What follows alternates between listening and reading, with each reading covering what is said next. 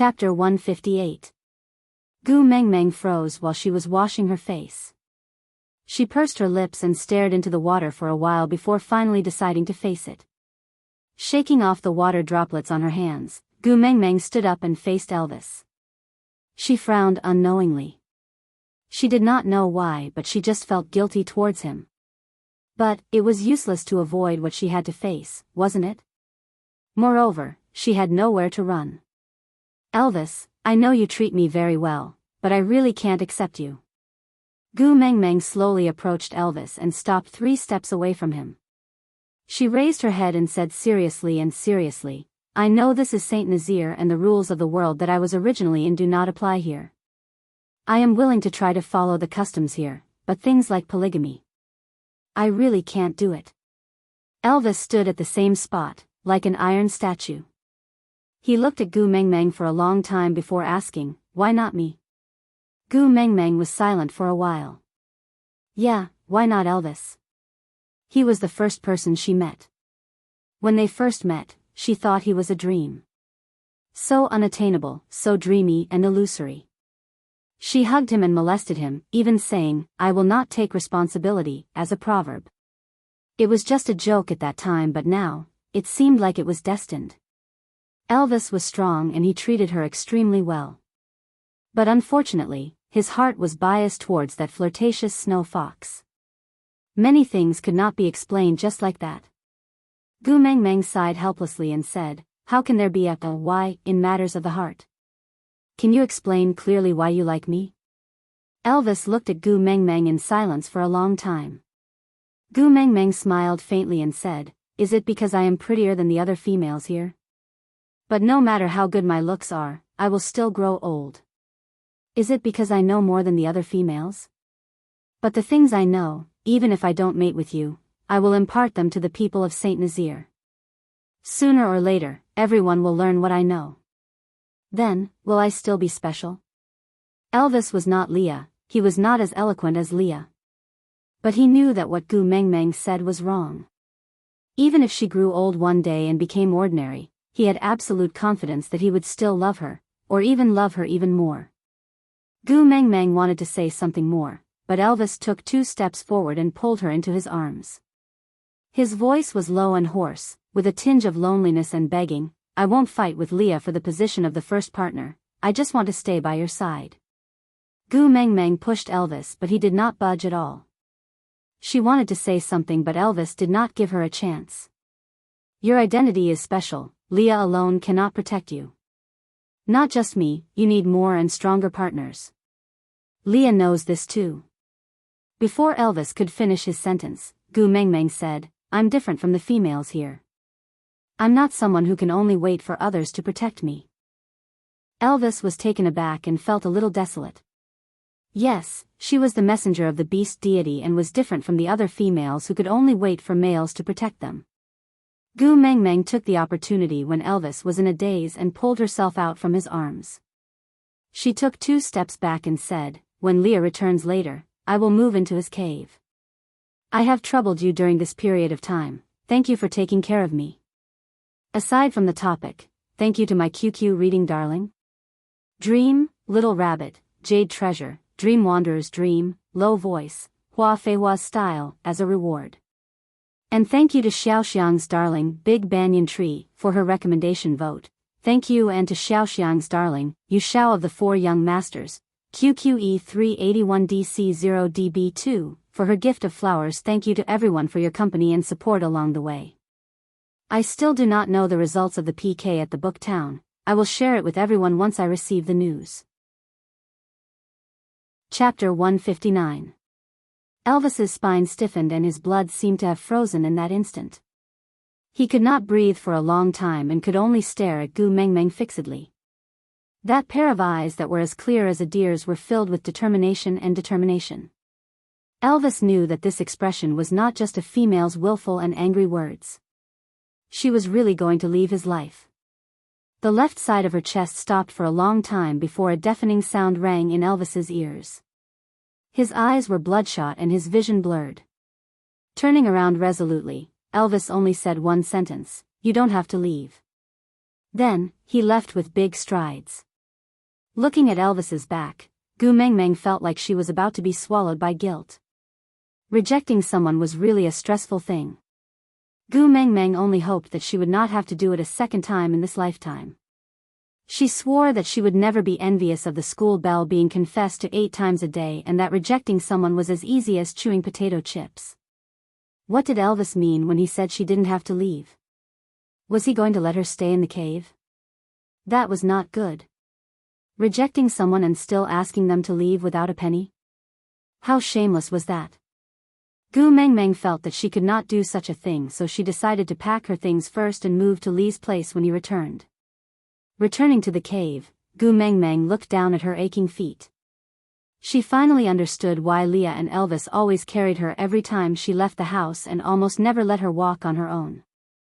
Their thoughtfulness was because she was too slow and only realized it now. Looking around, Gu Mengmeng's vision was limited and she could only see less than 10 square meters around the entrance of the cave. Any further in and it was pitch black. If Gu Mengmeng went in, she would be blind with her eyes wide open. However, when he thought about it, he had transmigrated here while swimming. The only thing that belonged to him was probably the bikini that he had bought from the salesperson to, coincidentally, meet a senior from the swimming club. So there was really nothing much to pack. Gu Mengmeng wore the bikini and then put on the clothes that Elvis made for her. Yeah, there was a protective cover all over and it was indeed much safer than being in a vacuum. Gu Mengmeng patted her hands in boredom and paced back and forth at the entrance of the cave, waiting for Leah to return. She prayed silently in her heart, hoping that Leah would return earlier than Elvis so that it would not be too awkward. But after waiting for a long time, the sun had already set and Leah was still not back. Furthermore, Elvis did not return. The cave in the night was still very frightening. It was all because of this damned territorial awareness. As the leader of Saint Nazaire, Elvis lived in the largest territory. Not to mention neighbors, there was not even a bug in the surroundings. At this moment, the only thing that could accompany Gu Mengmeng was her blurry shadow that was illuminated by the silver moonlight. Other than the sound of the wind, she could only hear her own heartbeat. The longer she waited, the more flustered she got. Elvis and Leah had never left her alone like this before. Could it be that Leah had gone to heal Nina's partner but Nina did not appreciate his kindness and allowed her other partners to attack Leah instead? Thinking about this, Gu Mengmeng's mind was already filled with the image of Leah lying in a pool of blood, barely breathing. Standing up abruptly, Gu Mengmeng did not care about the pain in her leg and ran towards Sandy's house. She did not know where Nina's house was located, so she could only ask Sandy for help. After running for a short distance, she saw a pair of green eyes staring at her in the dark. She staggered and fell to the ground. She took a few steps back in fear, only to realize that her legs and hands were jelly. In the face of such danger, she did not even have the ability to escape. She could only watch as the pair of green eyes slowly approached her, step by step. Aside from the topic, that, babies, let's make a deal, we won't send razor blades. Chapter 160. When the owner of the eyes completely appeared in front of Gu Mengmeng from the night sky, she was instead relieved. Elvis? Why did you only come back now? Gu Mengmeng tried to stand up but realized that her legs were too weak to stand up. She just sat cross-legged on the ground with her hands hanging weakly on the outside of her knees. She looked up at the black wolf in front of her and said, "Did you see Leah? He still hasn't returned, I'm a little worried." Elvis did not transform into his human form and just used his head to nudge Gu Mengmeng, signaling her to return to the cave. Gu Mengmeng tilted her head and asked Elvis, "What's wrong? Did something happen? Why don't you transform back into your human form?" Elvis nudged Gu Mengmeng a few more times but she stubbornly refused to go back. Elvis had no choice but to throw her onto his back and carry her back to the cave.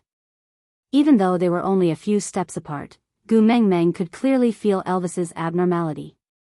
Even though he tried his best to hide it, Gu Mengmeng still discovered that his hind leg seemed to be injured. Gu Mengmeng did not struggle along the way as she was afraid of worsening Elvis's injuries. Only until Elvis sent her into the cave and turned to leave did Gu Mengmeng open her arms and block Elvis's path. "What happened to your leg? You're injured, right?" Elvis instinctively moved his leg back and a low whimper came from his throat. Gu Mengmeng did not understand beast language and could only reply anxiously, "Leah went to treat Nina's partner and hasn't returned for a day. Why don't you rest in the cave first and I'll find Leah to treat your injury?" Gu Mengmeng said and turned to run out. But Elvis did not care about his injury as he bit the back of Gu Mengmeng's dress and brought her back into his arms. With his front paws, he pulled Gu Mengmeng into his arms. Gu Mengmeng did not feel as much pressure when facing Elvis in his beast form. Moreover, his hind leg was clearly injured and if she struggled, it would definitely cause a second injury. Hence, Gu Mengmeng did not dare to move recklessly and could only allow Elvis to protect her under his abdomen. He rubbed his chin against the top of her head gently and finally placed her head on his neck. His chin, the softest part of his lower jaw, gently pressed against the top of her head.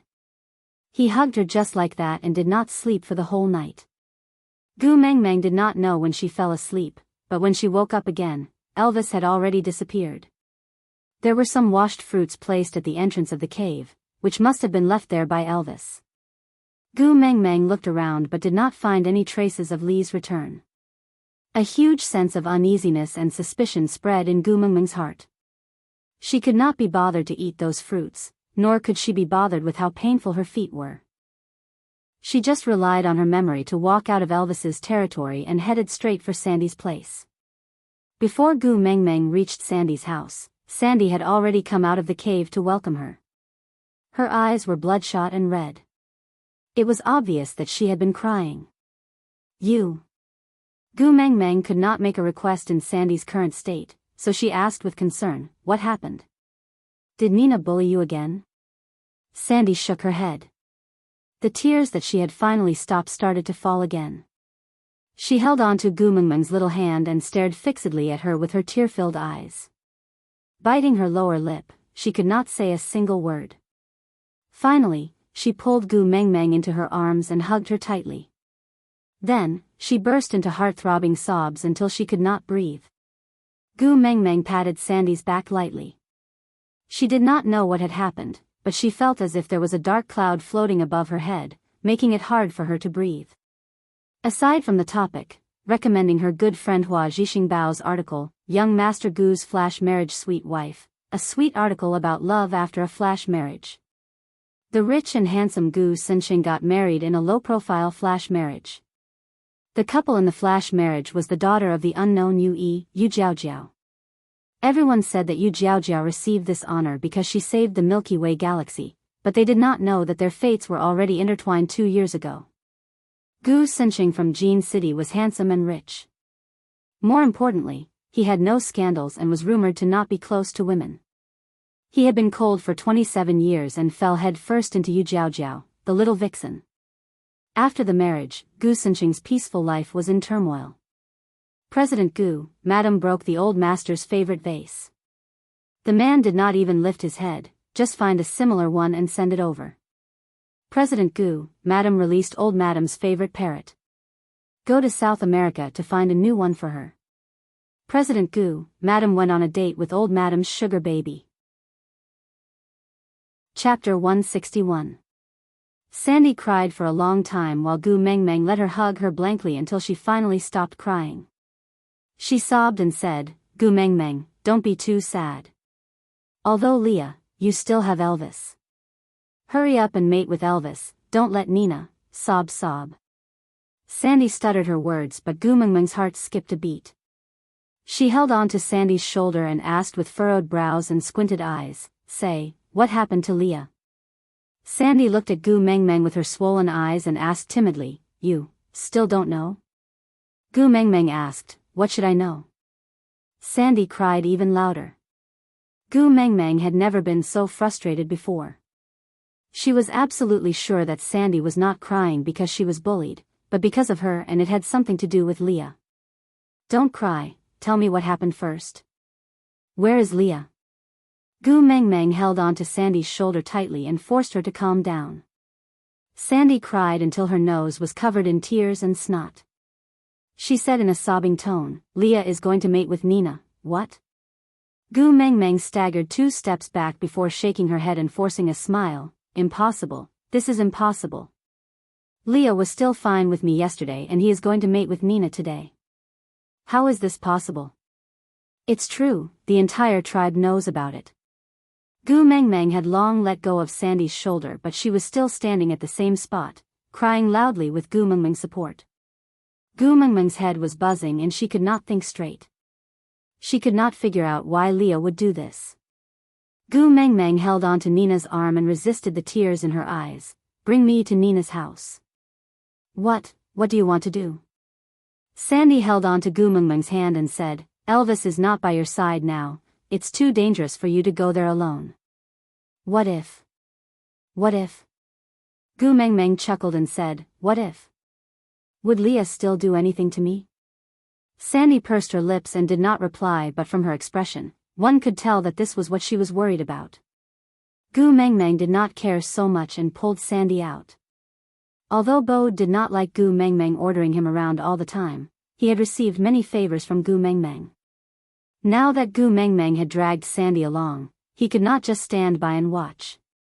So Bode carried Sandy on his back and carried Gu Mengmeng in his arms with the other hand. With a dark face, he said, I will send you over. Gu Mengmeng could not divert her attention to thank him.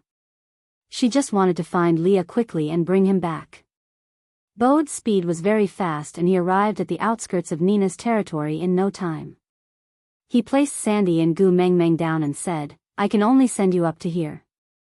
If anything happens, just shout out loud and I will go in and save you. Gu Mengmeng was not in the mood to listen to Bode's instructions, so she ran towards Nina's cave barefooted. Before he reached the door, he saw Nina strutting out of the cave with Leah beside her. Gu Mengmeng ignored Nina and looked straight at Leah. She tried her best to smile and said, Leah, you did not return home for a day. I was very worried about you. Leah, I am here to fetch you. Let's go home. Leah stood at his original spot and maintained his elegant yet distant smile. He looked at Gu Mengmeng and replied, I think, I can't go with you anymore. Aside from the topic, thank you to QQ Readings, Girls Future, and Last Sight for their tips. Then, because I am going to start my Leah plot, I will be lurking in the QQ group and pretending to be dead for the next few days because I am afraid of being beaten up. I will only appear when I give out meat to everyone a few days later. Chapter 162. Why? Gu Mengmeng's smile froze on her face. Leah clearly did not reply, but her tears fell down uncontrollably. Gu Mengmeng ignored the sourness in her eyes and did not want to analyze the reason why her heart felt so suffocated. She just wanted to call Leah back with the brightest smile. But Leah stood at the same spot and did not move an inch. He was still smiling gently and replied, Gu Mengmeng, it's almost winter. Gu Mengmeng did not understand what Leah meant and could only wipe away the tears in her eyes quickly. She looked at Leah attentively and waited for him to continue. Lee's gaze passed through Gu Mengmeng and drifted to a faraway place. He continued in a disappointed tone, I've already become an adult for a long time. If I don't mate soon, I'll miss the opportunity to give birth to the strongest cubs. Gu Mengmeng's mind exploded and her heart was in turmoil. A thought kept surfacing in her mind, Leah left her because she was unwilling to mate. That's right from the start, she only intended to date Leah. When Leah confessed to her, she even told Leah clearly that she would not mate with him and could only date him in order to lessen her psychological burden. She could occupy Lee's good side confidently and tell herself, this is a consensual thing, but now, Leah was unwilling. Gu Mengmeng was trembling all over, but she could not say a word. She could only clench her fists tightly and look at Leah. Her tears flowed down from the corners of her eyes like a beautiful stream. She did not know what she was hoping for, and she also knew that this looked very unpromising. But she just could not turn around suavely and could not say those words to make him stay.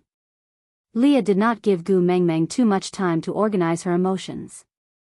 He continued as if Gu Mengmeng was someone unrelated to him, Nina promised that her mating rights will always belong to me until she gives birth to a strong cub for me.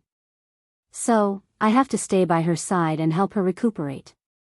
That's right. Nina held her head high and puffed out her chest. She had never felt so carefree before. She took a small step forward and said, so what if you became the first beauty of Saint Nazaire?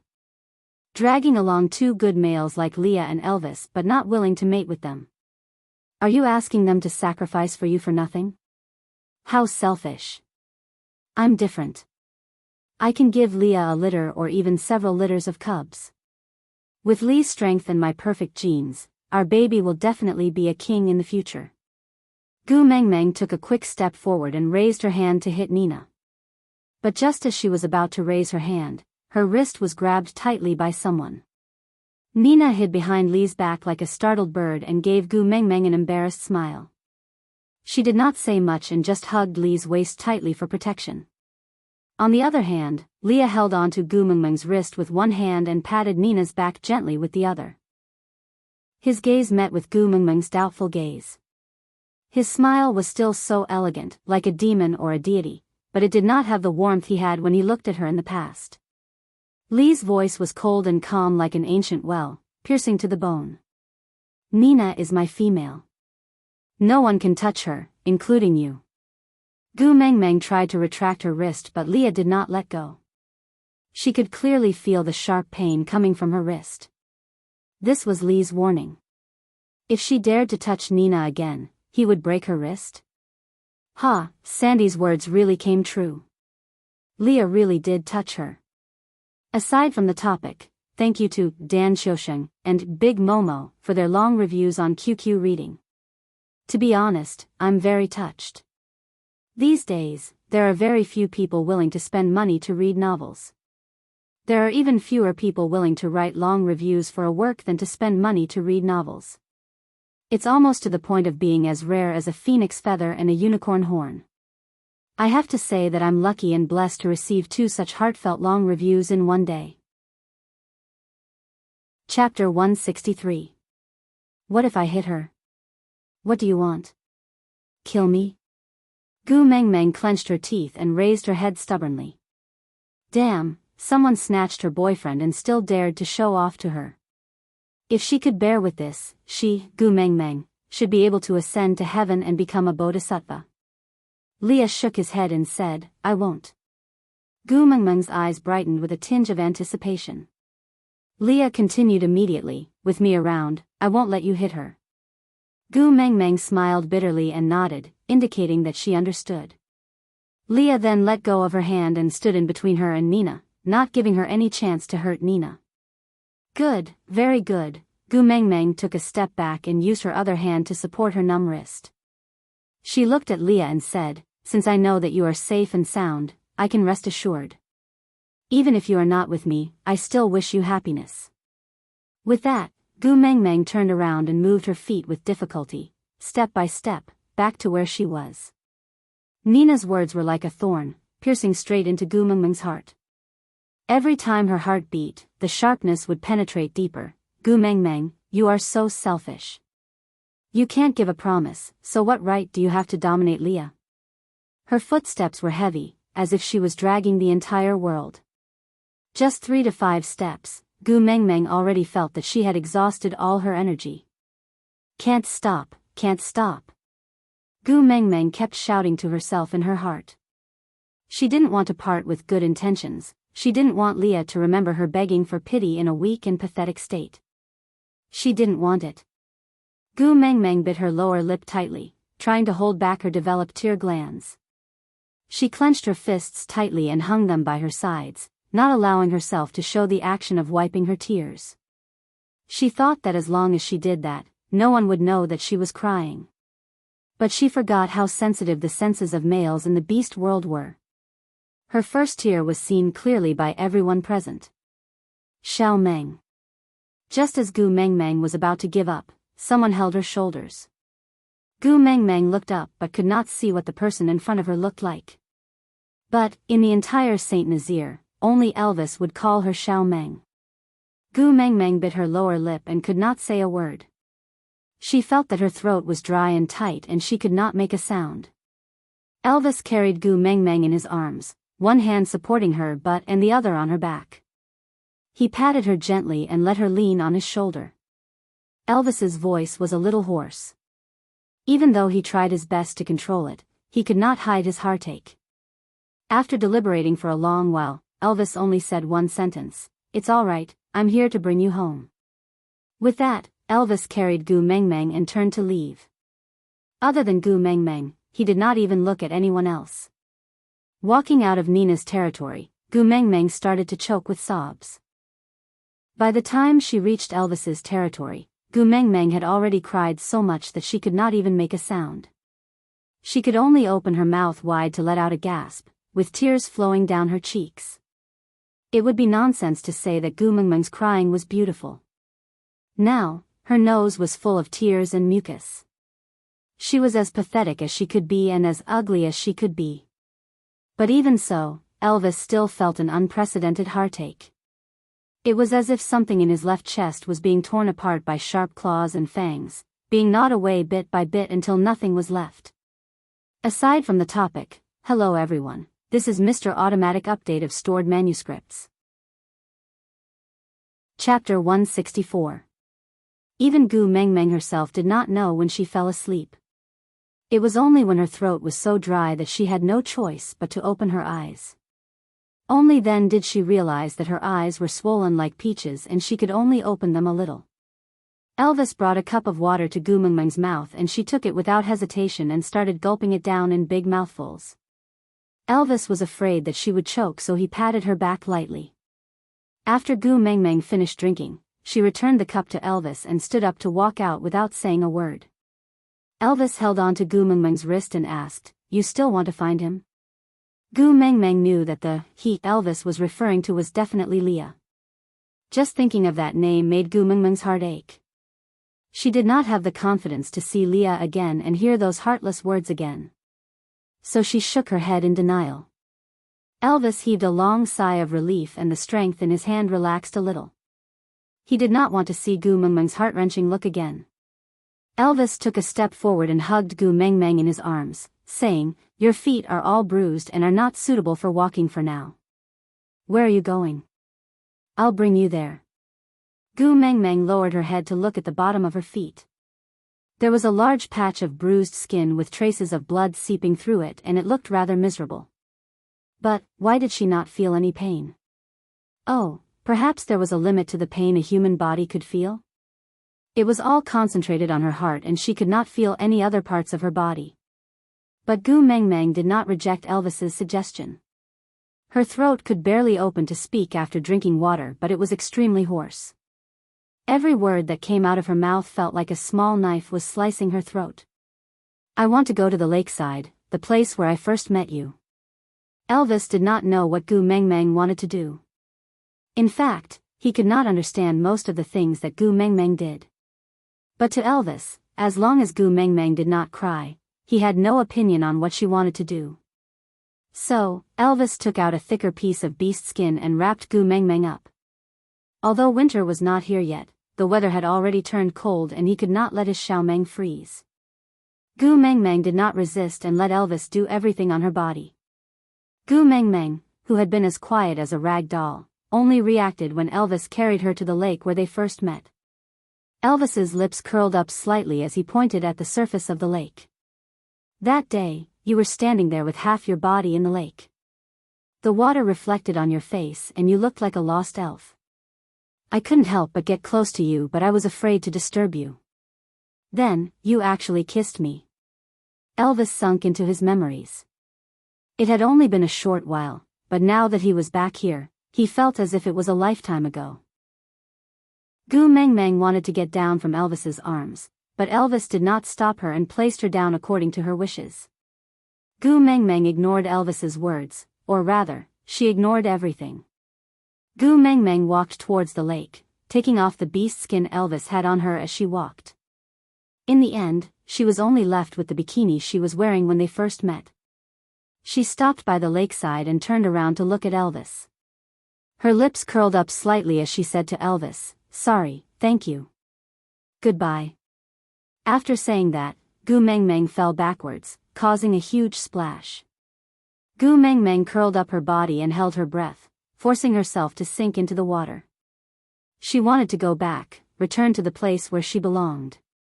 There was no bloody bonfire party, no twisted marriage values, no Elvis, no. Leah. Aside from the topic. Chapter 165. The moment Gu Mengmeng laid on her back, Elvis rushed towards her almost instinctively. His hand was in mid-air and he could not grab hold of Gu Mengmeng in time. The uneasiness in his heart grew rapidly, and without any hesitation, Elvis jumped into the lake and hugged Gu Mengmeng, who was holding her breath and sinking tightly in his arms. With a push of his feet, he came out of the water. The lake water was already very cold. It was nothing to males, but it could be fatal to females. Elvis did not have the time to scold her. He frantically carried the shivering Gu Mengmeng and ran into the cave. As he ran, he howled towards the sky, as if he was sending some kind of message. Gu Mengmeng's mind was in a daze. Her stomach churned from the jolting of Elvis's journey, and she poured out a lot of water from her mouth and nose. After Elvis carried Gu Mengmeng back to the cave, he quickly took out a thick beast skin to wipe her dry before wrapping her up. Then, he used the firewood he had prepared earlier to start a fire. When everything was ready, Elvis transformed into a wolf and used his abdomen to protect the frozen Gu Mengmeng, using his own body heat to maintain her body temperature. Unfortunately, Gu Mengmeng had been tormented too much these few days. Her body was already weak during her period of menstruation, and the cold water made her even more uncomfortable. She curled up and closed her eyes tightly, looking as pitiful as an abandoned baby. Not long after, Elvis heard movement at the entrance of the cave. He transformed into a human and gently placed Gu Mengmeng beside the fire. He stroked her hair and murmured bitterly, "Can't I?" Gu Mengmeng did not respond. She hugged her shoulders tightly and curled up her body as much as possible. She was uneasy and in pain. Elvis kissed her forehead lightly and said in a comforting tone, it's all right now. The person you want is here. I'll let him come in and accompany you, all right?" Gu Mengmeng opened her eyes. Her eyelids were sore and painful. She reached out weakly and held on to Elvis's fingers. She asked in a hoarse voice, "Who is here?" Elvis smiled bitterly and answered, "Leah, he's here. He's at the border of the territory. I'll call him in to see you and let him accompany you, all right?" Suddenly, Gu Mengmeng's nose turned sour and she started crying. She choked with sobs and couldn't speak. She just shook her head desperately. Elvis looked at her strangely and said with heartache, "What's wrong? Why are you crying again?" Gu Mengmeng did not reply and just shook her head while crying. She used all her strength to grab onto Elvis's fingers but still felt that it was not firm enough. She was afraid that Elvis would pull his hand out to call Leah in. Elvis frowned and wiped away Gu Mengmeng's tears with heartache. He stood beside her and hugged her in his arms to soothe her uneasiness. He whispered into her ear, "Aren't you torturing yourself because of him?" Gu Mengmeng did not say a word and just shook her head furiously in Elvis's arms. Elvis could not bear for her to be so agitated, so he tried asking, "You don't want to see him? Then, should I let him leave?" Only then did Gu Mengmeng calm down. She slowly loosened her grip on Elvis's fingers and continued hugging her shoulders, curling herself into a ball. Elvis sighed. He could never understand what Gu Mengmeng was thinking about. The only thing he could do was to follow her wishes. Since she did not want to see Leah, then so be it. Elvis walked out of the cave and saw Leah standing at the border of his territory. He asked, "You're not coming in?" Leah's gaze was empty and distant. He smiled bitterly and replied, "This place is no longer a place that I can enter as I please." Aside from the topic, in order not to be stuck, there will be an update later to clarify what exactly was going on with Leah. Chapter 166. Elvis remained silent and did not reply. Leah took a deep breath and took the initiative to ask, "She doesn't want to see me?" Actually, Leah heard everything that Elvis said to Gu Mengmeng in the cave. He even heard her sobbing and shaking her head clearly. Elvis nodded his head slightly and pressed his lips into a straight line. But Leah smiled and said with bitterness and a tinge of relief, "She doesn't want to see me, luckily, she doesn't want to see me." Elvis looked at Leah in confusion and did not say anything. He only used his gaze to ask for Lee's opinion. Leah heaved a long sigh of relief and said, "She doesn't want to see me because she still hates me." Still hates me, at least it means that she has me in her heart. Elvis did not really understand Lee's logic and only told him about Gu Mengmeng being soaked in cold water and how he handled it. Leah nodded his head and said, "You handled it well. Before I came, I had already asked Bode to cook a pot of water shuttle and added a lot of yellow roots. Sandy will send it over in a while. Coax Mengmeng to drink more." Elvis nodded his head in agreement and then looked at Leah. "Then you," Leah waved his hands and said, "The most important thing now is for you to mate with Mengmeng before winter. Only after you successfully become Mengmeng's first partner can I tell Mengmeng the truth and think of a way to ask for her forgiveness." Elvis asked, "Are you confident that she will forgive you?" Leah shook his head and smiled bitterly. "No, I'm just gambling. I'm gambling that in her heart, I'm more important than her principles." Elvis sighed and said, "Why did you choose Nina back then? If you choose Sandy, there's still someone who can help you when you explain to Xiao Meng in the future." But Leah shook his head and said, "How can I let her lose her best friend at the same time when she loses her lover? She likes Sandy so much. It's always good to have Sandy accompany her when she's sad because of me." Elvis remained silent and stood at the same spot, not knowing what to say. But Leah used his chin to point at his leg and asked, "How did you explain your injury to Mengmeng?" Elvis's expression darkened and he said in a low voice, "She didn't ask, so I didn't explain." Leah patted Elvis's shoulder and said, "Bring out the aura you had when you fought with me that day. I did not hesitate to land myself in such a situation just to see you helpless in front of Mengmeng." Elvis was silent. He had nothing to say. Actually, he did not mind that he was not Gu Mengmeng's first partner, nor did he mind that Gu Mengmeng liked Leah more than him. He only wanted to stay by Gu Mengmeng's side to take care of her, protect her and watch over her. But Gu Mengmeng's insistence on maintaining monogamy had forced him into a dead end. He did not mind being neglected or being wronged, but leaving her and losing her was his bottom line. This was the only thing he could not agree to. So that night, he went to look for Leah and used the usual method of males in the beast world to decide who would protect Gu Mengmeng. He had won, but seeing how upset Gu Mengmeng was because of Lee's departure, Elvis had been asking himself for the past 2 days, was he wrong? Maybe, he should not have won. Leah and Elvis had many years of friendship, fighting side by side and risking their lives so many times, so they had a deep understanding of each other. Even if Elvis did not say anything, Leah understood what he was thinking. "Don't feel guilty, losing to you was my own decision.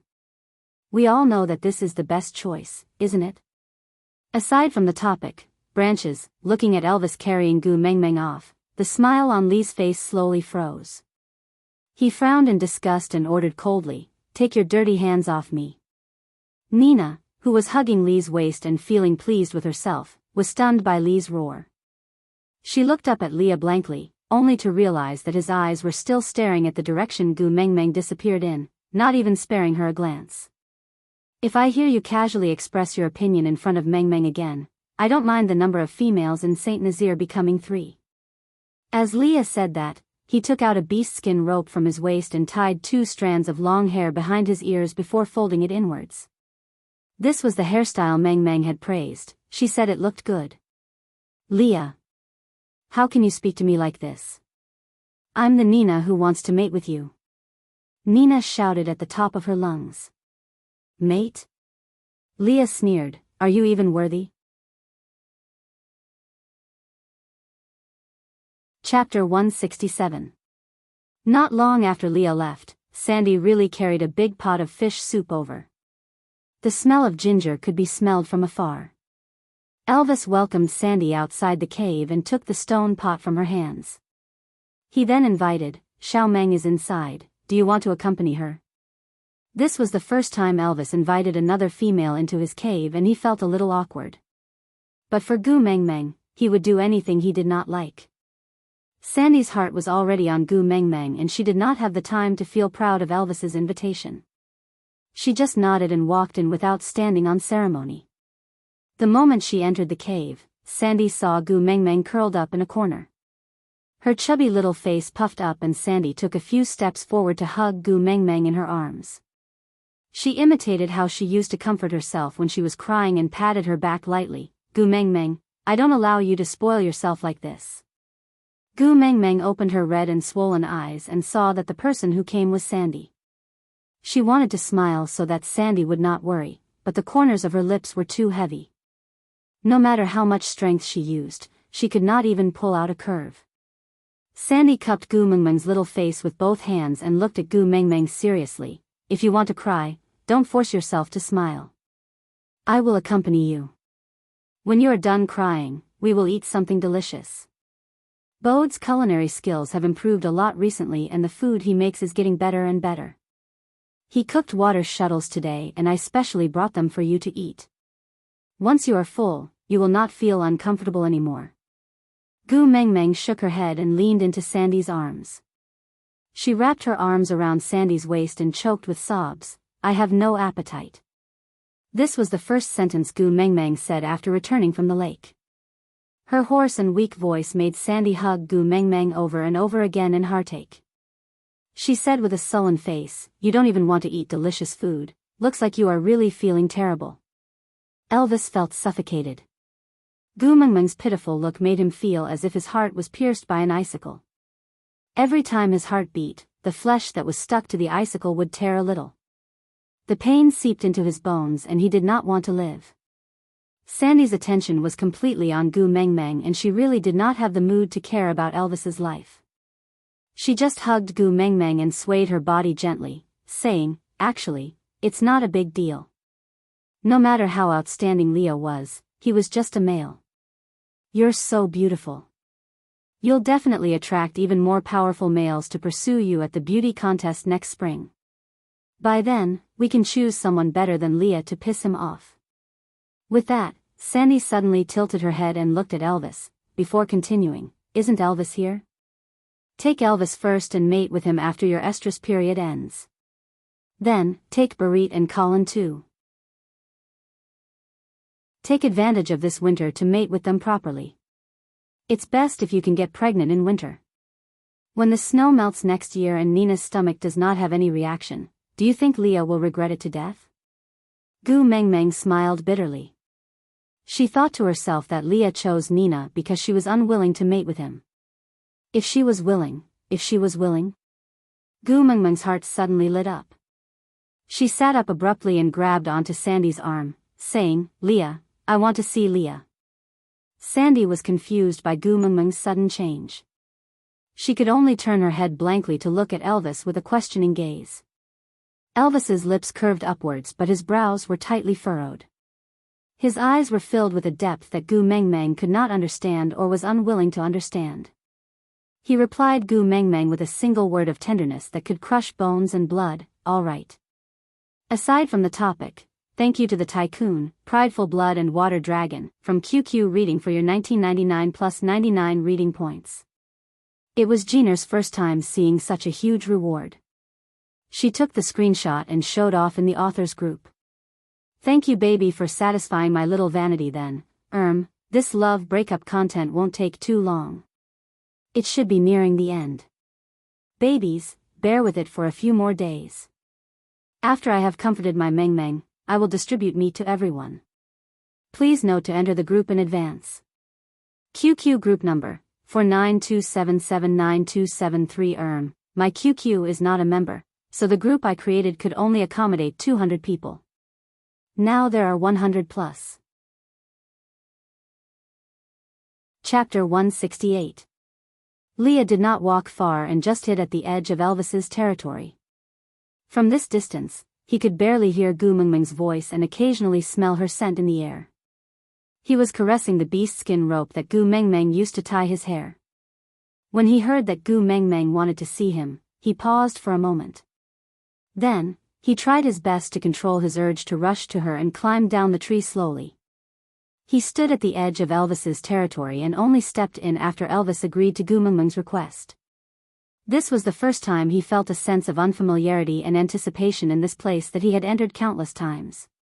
He did not know what Gu Mengmeng wanted to say to him, but to him now, it was good enough to hear her voice.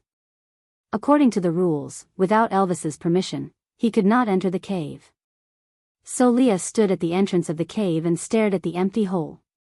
He could clearly hear Elvis whispering to Gu Mengmeng, "He's here, I'll call him in."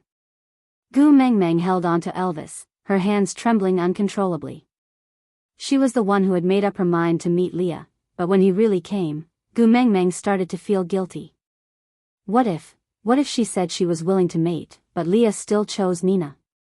If that happened, she would not even have the last chance to fantasize. Huh? Elvis could not understand Gu Mengmeng's thoughts and just looked at her with a frown. "Leah, you're here?" Gu Mengmeng held on to Elvis's arm tightly and did not let him go out or Leah enter. Gu Mengmeng mustered her courage to ask after looking at Sandy, who had been guarding at the side. "Yes, I'm here." Lee's voice was trembling slightly, but his face was still calm. No one knew how much effort he had put in to make him appear effortless to others. I'm saying if I'm willing to mate with you, will you return to my side?" Gu Mengmeng's eyes were fixed on the entrance of the cave. Even though it was impossible for her to see Lee's expression and state, she was still staring at the entrance of the cave with her heart in her throat. She swore that she was not even this nervous on the day the results of the college entrance examinations were released. Leah remained silent. Gu Mengmeng was willing to mate with him. This news made him extremely happy, but it also made him feel twice as pressured, suffocating him. "Mengmeng." Lee's voice was low and hoarse. At this moment, when no one was looking, he kept his elegant smile for the first time. He furrowed his brows and replied solemnly, "I can die protecting you on the battlefield, but I don't want to see you suffer any harm before I die."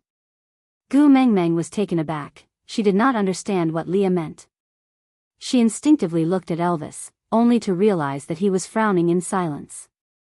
She then turned to look at Sandy, but Sandy just patted her hand, gesturing for her to continue listening to Leah. Lee's hearing was very sensitive. He could clearly sense Gu Mengmeng's condition in the cave, so he paused for a while to give her sufficient time to think and calm down. After Gu Mengmeng's breathing and heartbeat had stabilized, Leah then continued, "The beast world is very dangerous. I can't protect you alone. If you care about me, please accept the rules of the beast world and build a strong family, so that I have family members that I can trust, and not have to worry about my partner getting hurt before I die or having no one to take care of him after I die." Aside from the topic, thank you to Shao Xiang Academy's Baby, Mao 061028, and Another Me for their 5-star reviews. And thank you to QQ Reading Baby, Faye to Hire, for her tip. As for the little baddies who commented that Leah was defiled by Nina a few days ago, so Leah is a scumbag, please face the wall. Chapter 169. No matter how dumb Gu Mengmeng was, she understood something by now. She let go of Elvis's arm, looked up at Elvis's eyes and asked, "A powerful family, a reliable family member, who is it?" Leah was outside the cave and could not see Gu Mengmeng's actions. He could only hear from her voice that Gu Mengmeng's emotions were not quite right, but he still answered, "Elvis is the strongest male in Saint Nazaire." He had already advanced to a 3rd-level beast a long time ago, but he could not advance because he did not have the support of the mating contract. "I believe, as long as you mate with him, he will advance to the 4th level in no time. As long as he successfully advances." "Ha!" Gu Mengmeng laughed coldly, interrupting Lee's words. She seemed to have lost all her energy and sat down on her own legs weakly. She looked down at her own fingers and muttered, "So in your eyes, I am just a tool for you to advance." Lee's heart skipped a beat and he instantly understood what made him feel uneasy just now. His Gu Mengmeng had misunderstood him. Leah wanted to explain, but Gu Mengmeng beat him to it and said, "After I mate with Elvis, he will become extremely powerful. If he is so powerful that he can deal with all the dangers in the beast world that you mentioned, then it will be enough for me to have him alone. Why should I accept the rules of the beast world? If he is still not strong enough to deal with these dangers after mating with me, a family, how many partners do you need to have before it can be called a family? 3, 5, 10, 100? Gu Mengmeng took a deep breath and stood up abruptly, saying to the outside of the cave, "Leave, I don't want to see you anymore." Lee's body stiffened. He used all his strength but realized that he could not even control his fingertips. He lost Gu Mengmeng just like that? Wasn't it something that could be resolved by tolerating, waiting, coaxing and letting her scold him for a while? In her heart, he was ultimately just like that. Leah wanted to rush in and explain to Gu Mengmeng. He had no time to care about the future, what was right or wrong, what was life or death. He just wanted to hug his Gu Mengmeng in his arms, watch her laugh, play with her and hear her call him Daddy Leah. Elvis appeared at the entrance of the cave and grabbed onto Lee's shoulder. His expression was solemn and gloomy. His voice was not loud but it was unquestionable. "She said she won't see you and asked you to leave." Leah grabbed Elvis's wrist and said, "I want to see her." He turned around and retracted his hand. At the same time, his other hand was already strangling Lee's neck. "Unless she is willing, or I die." Leah was taken aback. After a while, he looked at Elvis with empty eyes and asked, "That day during the duel, if I didn't admit defeat, would you really bite me to death? Even at the cost of a leg?" Elvis remained silent for a moment before nodding his head. "Yes, I will." Leah frowned and asked, "Have you ever thought about what would happen to Saint Nazir if I die and you become a crippled beast?" Elvis remained silent for a long time, then he raised his head and looked back at Ray's eyes with determination. "I'm not as smart as you, I can't think of so many things at the same time. I only know that I cannot hand Meng Meng over to you." Leah was shocked and asked, "Why?" Elvis said in a faint voice, "Do you still remember when you saved Xiao Meng from Quentin?" Aside from the topic, thank you QQ Reading Baby Pippi you for your tips. Also, how much did the babies remember about Leah saving Gu Mengmeng from Quentin? Did anyone find anything wrong with this matter? Actually, I've been burying this topic since then. But I don't know if I buried it too deeply or you guys were so distracted by Lee's flirting that you didn't notice. Also, Elvis and Gu Mengmeng's mating had been brought forward. According to the standards, the mating process would definitely not pass, so, you guys understand. Chapter 170. Leah nodded his head in confusion, indicating that he remembered. Elvis continued, "With your abilities, you should have arrived at the scene a long time ago, right?" Lee's heart skipped a beat as he vaguely understood what Elvis meant. Elvis did not expect Lee's reply and just continued, "I heard from Xiao Meng that you descended from the sky when she was about to be choked to death by Quentin. You did not come as a bird. The fact that you descended from the sky meant that you had arrived a long time ago. But you did not appear and watched Quentin hurt Xiao Meng, right?" Leah let go of the hand that he was competing with Elvis and staggered 2 steps backwards, not saying a word. Elvis did not force him to answer and just said calmly, "You feel that you are not as important as the principles that she insists on in Xiao Meng's heart. But in your heart, isn't Xiao Meng also not as important as Saint Nazir? Back then, in order to teach her a lesson so that she would not dare to step out of Saint Nazir easily, you allowed Quentin to hurt her. In the battle with me, you also considered Saint Nazir's future so you did not use your full strength. In the end, you even thought of a way to pretend to mate with Nina to make Xiao Meng sad. In your heart, other than her identity as the messenger of the beast deity and being able to bring a subversive power to Saint Nazir, what else does she have in your heart?" Leah was speechless. As intelligent as he was, there was actually a day that he would be speechless after being questioned by Elvis. "I cannot hand Xiao Meng over to someone who would compare her on a scale." Elvis took a step back and blocked the entrance of the cave steadily. Leah did not rush forward again and just lowered his head to look at his own shadow. He asked as if he was talking to himself, "Have you told Meng Meng about this?" Elvis shook his head and said, "I don't want to say anything that will make Xiao Meng sad." Leah smiled bitterly and nodded his head. Yeah, with Elvis's character, how would he do something like bad-mouthing others behind their backs? Leah was very clear that his decision back then was rational and correct. In order to keep Gu Mengmeng in Saint Nazir, he had to first seal the news of her being the messenger of the beast deity within the tribe. The less contact she had with the outside world, the longer this news could be sealed. Then, the chances of Elvis and him fighting to mate with Gu Mengmeng and even allowing her to give birth to her first child during this period would be relatively higher. So he silently allowed Barit to let Gu Mengmeng out of Saint Nazaire.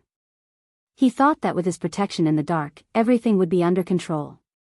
Or perhaps, earlier on, he had already deduced all of this countless times. He never told anyone other than Elvis that Saint Nazaire might get the messenger of the beast deity in the future. He allowed Nina to be unruly, willful, arrogant and despotic. Even the title of the first beauty of Saint Nazaire was given to Nina by him. So, when the messenger of the beast deity arrived, Nina, who was used to being arrogant and willful, would definitely cause trouble. And this was the opportunity he wanted. Of course, even without Nina, he would still train a female similar to Nina himself. It could be Sandy, or it could be Maya. However, Nina's request saved him a lot of trouble, because those who had done this kind of thing once would be more adept at it. The truth proved that all of Lee's deductions were correct. Nina stirred up a conflict as he expected, Quentin laid his hands on females as he expected, and he played the role of a hero in the face of danger as he expected. But he did not expect that the messenger of the beast deity was Gu Mengmeng, a person who made his heart beat again. Aside from the topic, after receiving the notification from the editor, QQ Bookstore had arranged for the second round of PK. I did not even know if I passed the first round of PK. I, who received the notification directly, was also dumbfounded. The editor requested for a guarantee of 5 chapters during the 2P period. So, my babies, do you know what to do? Bookstore's collection point, and free recommendation tickets every day. Remember, it's every day. Please leave comments and gifts between today and Friday. Chapter 171. Gu Mengmeng used 7 days to recuperate. On the morning of the 8th day, the moment she opened her eyes, Gu Mengmeng forced herself to accept reality. Wasn't it just loving the wrong person? Crying for 7 days was already a good-for-nothing. It was not Gu Mengmeng's style to risk her life for a man who treated her as a tool. Clenching her teeth, Gu Mengmeng kept repeating in her heart, "I'm fine. I don't care. I can live a good life." Elvis noticed Gu Mengmeng's abnormality the moment he opened his eyes. This change was infinitely close to his ideal, but why was there a dull pain in his chest? Elvis hugged Gu Mengmeng's waist lightly and unknowingly pulled her into his arms again. He weighed her in his hands. She had slimmed down again. He frowned but did not know how to comfort her. "Elvis, can you bring me to the lake where we first met?" Gu Mengmeng opened her mouth. Elvis's expression froze and his brows formed a dead knot. He asked in a low voice, "Are you going to sink yourself to the bottom of the lake again?" Gu Mengmeng shook her head and smiled, "I won't be stupid for a man twice." Elvis looked at Gu Mengmeng doubtfully, not moving or saying a word. Gu Mengmeng saw that her credibility seemed to have been ruined by Elvis. She laughed at herself and said, "The last time I jumped into the lake, it was not to drown myself. I was just thinking that since I came from that lake, maybe I can go back from that lake." But reality proved that this idea was not reliable. That lake seemed to be a one-way entrance. To go back, I might have to find another exit. Go back. Elvis repeated Gu Mengmeng's words in a low voice. But he only said one word before he felt as if someone was strangling his throat. Not to mention repeating Gu Mengmeng's words, even his breathing was not smooth. Gu Mengmeng was trying her best to pull herself out from her heartbroken emotions. She had already used up a lot of energy to stop herself from crying. She really did not have the mood to figure out Elvis's current thoughts. Gu Mengmeng looked down and twisted her fingers nonchalantly. "Since I can't go back for now, I have to think of a way to live more comfortably. Roasting fish and meat every day is not a solution. Even if I don't get sick of it, my body can't take it." Elvis recalled that the lake was very special because he met Gu Mengmeng there. But other than that, Elvis really could not think of anything else in the lake. Gu Mengmeng could not help but find it funny when she saw Elvis thinking so hard. This kind of brainstorming work was really not suitable for him. Every time he was thinking about a problem, his brows would furrow into a dead knot.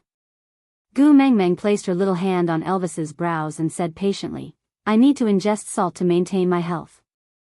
In the past few days, I had been feeling weak, which was a sign of a lack of salt. If I don't take in more salt, my condition will worsen, and I won't be able to survive this winter.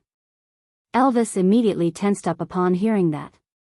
Gu Mengmeng patted Elvis's shoulder and gestured for him to relax. Then, she said, when I jumped into the lake previously, I accidentally realized that the lake water was salty. I suspect that it was a salt lake. Bring me there to take a look. If that's really the case, then I can be saved. Elvis still had a lingering fear towards Gu Mengmeng's sudden jump into the lake and the words she said to him before jumping into the lake. Elvis did not dare to take the risk of bringing her closer to that place, especially after knowing that it could be a passage for her to return to the other world. He could not let her near that place. So, Elvis asked cautiously, what does salt look like? Tell me, I'll go get it for you. Aside from the topic, trying to act pitiful, Susu had caught a cold. To someone who did not have a stockpile of chapters, the sudden notification of adding chapters was a huge blow. But for the sake of our Gu Mengmeng's better development, Susu had been pouring cup after cup of coffee into her stomach, trying her best to stay awake so that she could write more chapters for her babies. For the sake of my hard work, can you please give me your recommendation tickets every day? Chapter 172. Gu Mengmeng raised her brows and looked at Elvis, asking, why? Are you planning to imprison me and not let me leave this cave for the rest of my life? Elvis was taken aback by Gu Mengmeng's words and shook his head instinctively. Gu Mengmeng then smiled, then it settled, I promise I won't jump into the lake this time. I didn't have the experience last time and didn't know the water was so cold. If I had known earlier, I wouldn't have had the guts to jump in. That was the truth, the water was still warm when Gu Mengmeng came, but after a few days, it had become extremely cold. It could be seen that winter was indeed coming, and there seemed to be no transition period. Elvis could not reject Gu Mengmeng in the end, but he was much more cautious this time. He carried Gu Mengmeng in his arms and did not let her leave his side. Gu Mengmeng was also happy to be at ease. Without shoes, the ground was cold and hard, and moreover, she really did not want to jump into the lake.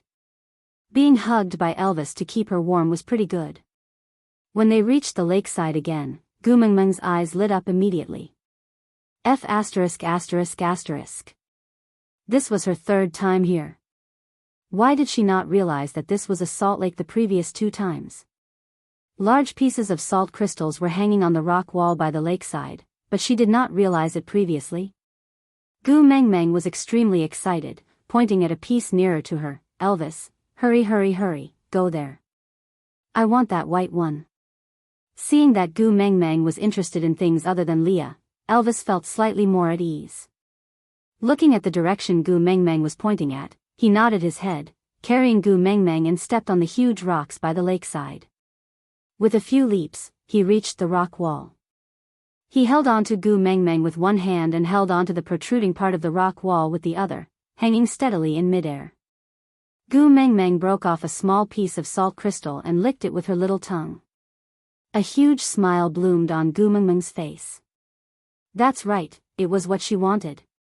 Gu Mengmeng danced with joy, using all her strength to break off a large piece and hugged it in her arms. She wanted to take more, but her hands could only hold too little now. If she used too much strength, there would be nothing left after the salt crystal was crushed. Looking at Gu Mengmeng's face that was wrinkled like a bun, Elvis asked in confusion, what's wrong? Is it not what you want? Gu Mengmeng shook her head and said, this is what I want, but I can only take this much. Elvis looked at the large piece of what she called salt in her hands. It was about the size of a rabbit. If it was cooked, it was indeed a little too little. It was rare that Gu Mengmeng was in the mood and had an appetite, so Elvis naturally would not disappoint her. He said, it's all right, let's take these back first, I'll help you get them later. Gu Mengmeng shook her head and said, it's quite a long journey from here. Let's get enough in one go so that we don't have to run back and forth.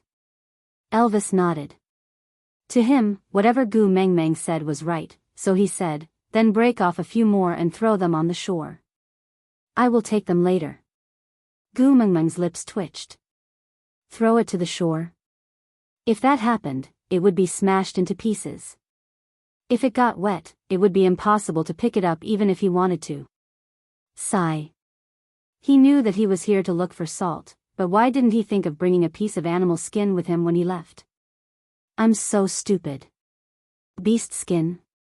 Elvis's eyes lit up and he said to Gu Mengmeng, beast skin, I brought it. Aside from the topic, hoeing the crops in the middle of the afternoon, stockpiling the manuscript today. The sun sets on the mountain in the morning, stockpiling the manuscript today. Bright moonlight in front of my bed, stockpiling the manuscript today. Not knowing where the human face has gone, I must stockpile the manuscript today. An ancient poem that did not rhyme at all proved that the author had gone crazy. Chapter 173. Gu Mengmeng blinked her big innocent eyes at Elvis, sizing him up from head to toe. Damn it, he did not have anything on him other than that beast skin dress. Did he bring beast skin? Where did he hide it? Wait a minute. A bomb exploded in Gu Mengmeng's mind, then she looked at Elvis's beast skin dress with a stiff face. F******. Leader, you can't be so hardcore, right? Damn it, I'm bringing this salt back to eat, but you want me to use your beast skin dress that does not contain any additives to wrap a certain important part of my body? How can I eat it when I go back to cook? Gu Mengmeng shook her head like a rattle drum. No, I can't use your beast skin dress. I will be traumatized by the salt. Elvis smiled dotingly. It's all right, after we get the salt, I'll turn into my original form and carry you back. I won't let anyone see my body. Gu Mengmeng was speechless, holding her forehead. That's not the problem, all right? Elvis did not understand, frowning slightly. Gu Mengmeng hugged the salt too tightly. Some of it had already crumbled in her hands. Gu Mengmeng looked at the crumbled salt in her hands and hurriedly said, let's go down first, I'll think of another way. Without a word, Elvis kicked off with force and jumped up like he was stepping on a spring bed. After a few consecutive jumps, he landed steadily at a distance of 1 meter away from the lake. He placed Gu Mengmeng down carefully and held onto her shoulders, saying, wait for me here, I'll help you get some more. Gu Mengmeng's body trembled as she looked at Elvis. Wait for me here, I'll go get more for you. Gu Mengmeng nodded. She was very clear that with her small body, she would only be a burden if she went over, so she might as well let Elvis handle it. Elvis held on to Gu Mengmeng's shoulders tighter, staring into her eyes. Promise me, don't go near the lake. Gu Mengmeng knew that Elvis was scared by her previously, so she smiled. Don't worry, I treasure my life more than anyone else. I don't have any inclination to commit suicide or harm myself. Elvis was still not at ease, but this was the first time Gu Mengmeng was interested in something in the past few days. He could see that she was trying her best to divert her attention with other things, so that she would not have time to think about Leah. As long as she could not be sad, he was willing to do all the things for her. As Elvis walked towards the cliff by the lake, he kept an eye on Gu Mengmeng's movements. Seeing that she only plucked a few big leaves strenuously at the side and then started to wrap the salt carefully, he then leaped up the cliff with a peace of mind. Not long after, Elvis had already made more than 10 trips. Gu Mengmeng looked at the small mountain of salt crystals in front of her and smiled from the bottom of her heart for the first time in a few days. Together with Elvis, she used leaves to wrap the salt, then tied them up with thinner vines and hung them around Elvis's neck like he was wearing a scarf. Elvis hung a bag of salt around his neck and carried a smaller Gu Mengmeng in his arms. It felt like a boss of a grocery store bringing his daughter home to buy groceries. Gu Mengmeng could not help but laugh at this thought. She weighed the sizable amount of salt in her hands and suddenly felt like she was a nouveau riche who suddenly had a huge sum of money. Elvis did not know what these white crystals were used for, but looking at Gu Mengmeng's smile, he felt that these crystals were really precious. He wanted to collect all the crystals by the lake for her. As long as she could smile like this, it would be enough. Aside from the topic, I saw that some little babies left messages saying that their messages had been deleted. Susu was really innocent in this matter.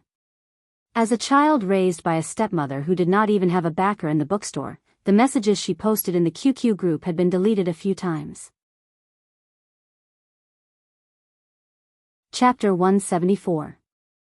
Elvis called Sandy over to accompany Gu Mengmeng while he returned to the lakeside, wanting to help Gu Mengmeng get more salt crystals. But sometimes, when Elvis appeared in front of Gu Mengmeng with his head hung low like a child who had done something wrong, Gu Mengmeng deeply experienced for the first time in her life what was called a pig teammate. Looking at Elvis's dejected look, Gu Mengmeng felt like laughing for some reason. She really wanted to ask, Elvis, are you actually a pig in wolf's skin? Xiao Meng, don't be angry. I know where to find the salt crystals you want. Although it's a little far, I can definitely bring a lot of them back for you. Gu Mengmeng waved her hands and said, tell me first, how many salt crystals did you get into the water from the lakeside? Elvis cleared his throat and used his hands to form a shape about the size of a rice bowl. He then turned his head away, not daring to look at Gu Mengmeng in the eyes. Gu Mengmeng's lips curled to one side. This Elvis was really not good at lying. If it was just this little bit, why would he be so nervous? Gu Mengmeng did not expose him, nor did she reply. She just crossed her arms in front of her chest and looked at Elvis with her chin raised. Then, she saw Elvis quietly expand the area between his hands. From the size of a bowl, it became the size of a wash basin. He then kept glancing at Gu Mengmeng from the corner of his eyes. He looked like a husky that had torn down a house. Gu Mengmeng face-bombed. She no longer doubted that huskies and wolves were close relatives. Gu Mengmeng patted Elvis's shoulder and said, you have successfully lowered the overall intelligence level of the wolf tribe. If you meet other wolves in the future, hide a little. I'm afraid they will want to bite you to death. Elvis did not really understand Gu Mengmeng's words. After all, he had never seen a wolf tribe that could defeat him. But he would just treat it as a word of concern. Elvis thought about it and chuckled. He then asked in a probing manner, about the salt crystals, you're not angry? Gu Mengmeng shook her head and said, I think the salt crystals there are enough to last our entire tribe for 2 to 3 years. It won't affect you much if you get rid of them. Moreover, even if there aren't any salt crystals, I have a way to extract them from the lake. It's just that using ready-made salt crystals would save me a lot of trouble. Elvis then heaved a sigh of relief and understood why Gu Mengmeng insisted on going over by herself in the morning. Elvis's ears twitched as he heard someone coming from the cave. He didn't need to turn around to know who it was. Looking at Gu Mengmeng, Elvis said, then you and Sandy can play first. I will go out for a while and be back soon. Gu Mengmeng did not take it to heart. After all, Elvis was the leader of the tribe. He could not possibly revolve around her every day, right? She nodded and continued to help Sandy spread the salt evenly on the fish that Bode had prepared. Then, they strung the fish with vines one by one. 10 fish were strung on one vine and placed at the side. Because the fish were too fat, it was impossible for the 2 females to lift them up. Elvis walked out of the cave and saw that it was indeed Leah. She's much better today. Elvis did not raise any questions and just stated it directly. Lee's expression was indifferent. Even though he tried very hard to maintain his usual smile, his sunken eye sockets and haggard face revealed his torment. With regards to the messenger of the beast deity, all his plans were correct, but there was a very important premise, and that was that he must never truly fall in love with this messenger of the beast deity. But this important premise had already been shattered by Gu Mengmeng's daddy Leah, when he was defenseless. Aside from the topic, regarding the issue of giving Gu Mengmeng a cheat. Sometimes, I really don't know what everyone's standards are. My setting is that Gu Mengmeng is an ordinary first-year female student who accidentally transmigrated. So in the novel, I tried my best to avoid using an unrealistic cheat, referring to the early stages. But there were still people who told me that Gu Mengmeng's protagonist aura was too strong, as if she did not need to learn anything. And there were also some readers who told me that Gu Mengmeng was too weak. Why did she not use the cheat? Alright, what I want to say is that I will definitely activate my gold finger, but I won't activate it for no reason. Let me reveal a small clue. The activation of the cheat is related to mating. Then, it's almost time for mating, probably, who knows how many more days. Chapter 175. Leah did not reply. He just passed the bag of leaves tied by a bunch of vines to Elvis, then passed a lot of dried ginger to Elvis, saying, "She always likes some strange things that no one would pick up even if they were thrown on the ground, but she always treats them like treasures." Elvis took over the things from Lee's hands, placed it next to his nose and sniffed it. Then he knew that the bag of leaves contained salt crystals. Looking at the method of wrapping it, it was clearly the same as Gumengmeng's.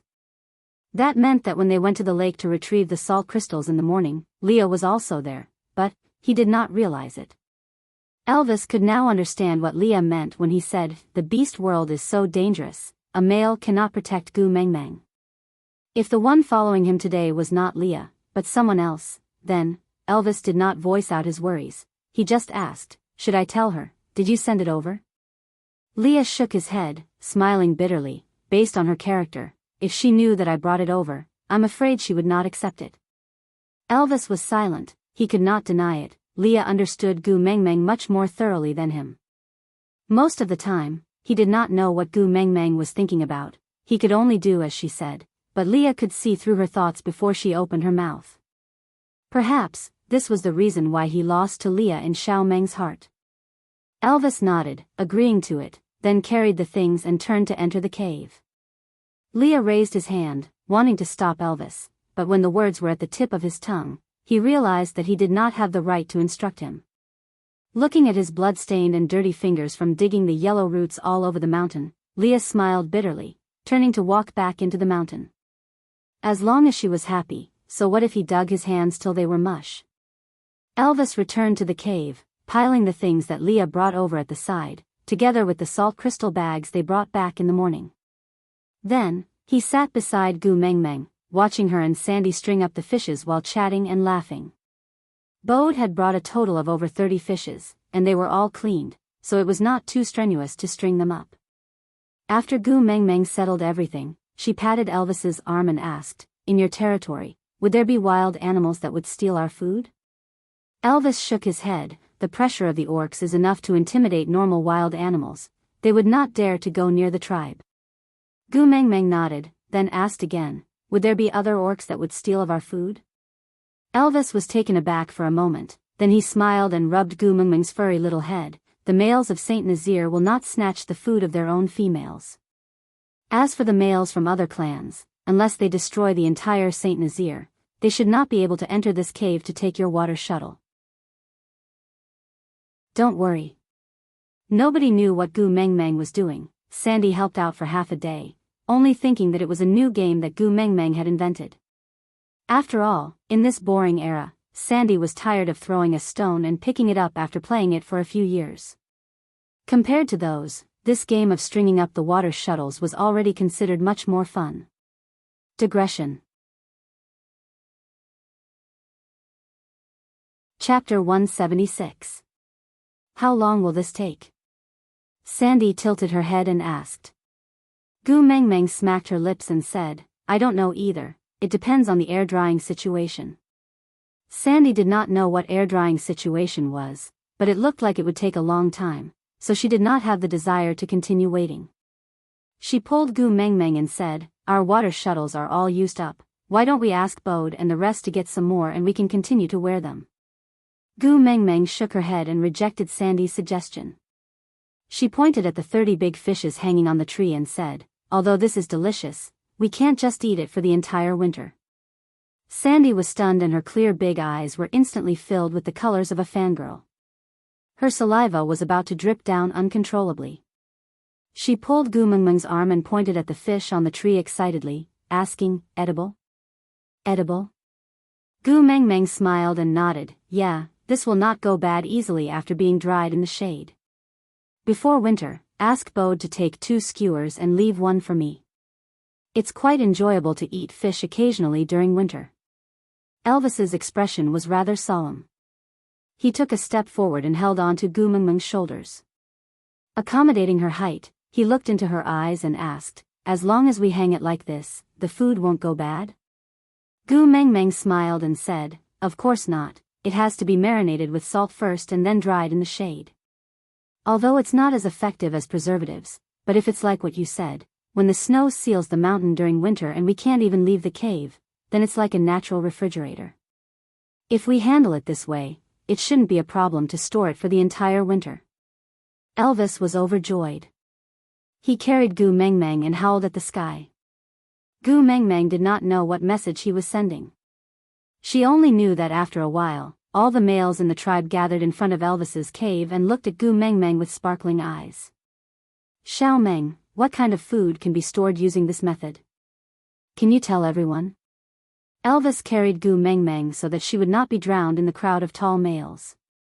And males had very sensitive ears. Even if Gu Meng Meng's voice was not as loud as Elvis's, they could still hear her clearly. Ever since Gu Meng Meng broke up with her boyfriend, she had almost never shown her face in front of the public. This long-lost, public gaze still made her feel a little awkward.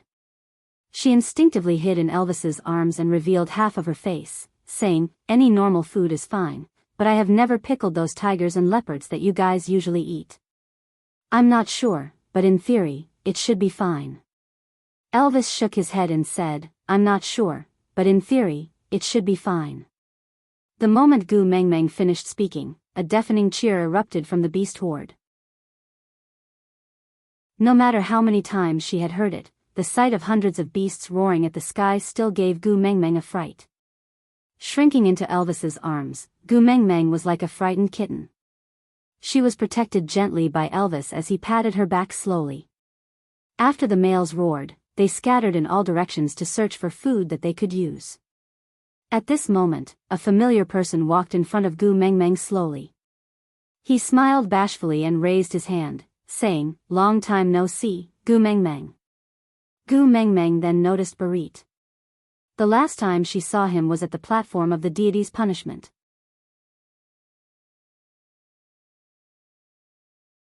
Chapter 177. Barit clenched his fists and arched his arms, his firm muscles bulging. He displayed his masculine image perfectly, just like a walking hormone. Gu Meng Meng nodded and said, "Looks good, then I'm relieved. Hurry and go look for prey with the rest, if you're late, they'll snatch it all away." Barit was not in a hurry. He stood at the same spot and asked Gu Meng Meng, "You saved me on the platform of the deity's punishment. To repay you, I'll be responsible for your food this winter. What do you like to eat? Tell me, I'll prepare it for you." This matter, it was Li's suggestion. And at that time, she had not lost Leah yet. Gu Meng Meng could not maintain the smile on her face and her nose felt sour. Gu Meng Meng despised herself for being so useless in her heart. She rubbed her nose and pretended to think, lifting her little face. She rolled her eyes to get rid of the mist in her eyes and forced herself to smile and answer, "Actually there's no need, you helped me and I helped you, so we're even now. Elvis will help me prepare my food, you just have to take care of yourself." Barit looked at Elvis, his gaze filled with sincerity and determination, saying, "Elvis, please let me enter your cave this winter." Elvis frowned and remained silent for a moment before saying, "I'll prepare sufficient food for Xiao Meng." "And, she won't agree to it." Barit looked at Gu Meng Meng, then back at Elvis, saying, "Leader, please allow me to enter your cave this winter." Elvis frowned and squinted his eyes at Barit, saying, "Are you reminding me not to forget myself and my identity?" Barit remained silent, neither admitting nor denying it. Elvis's lips curled up and he tilted his neck to both sides, looking like he was warming up.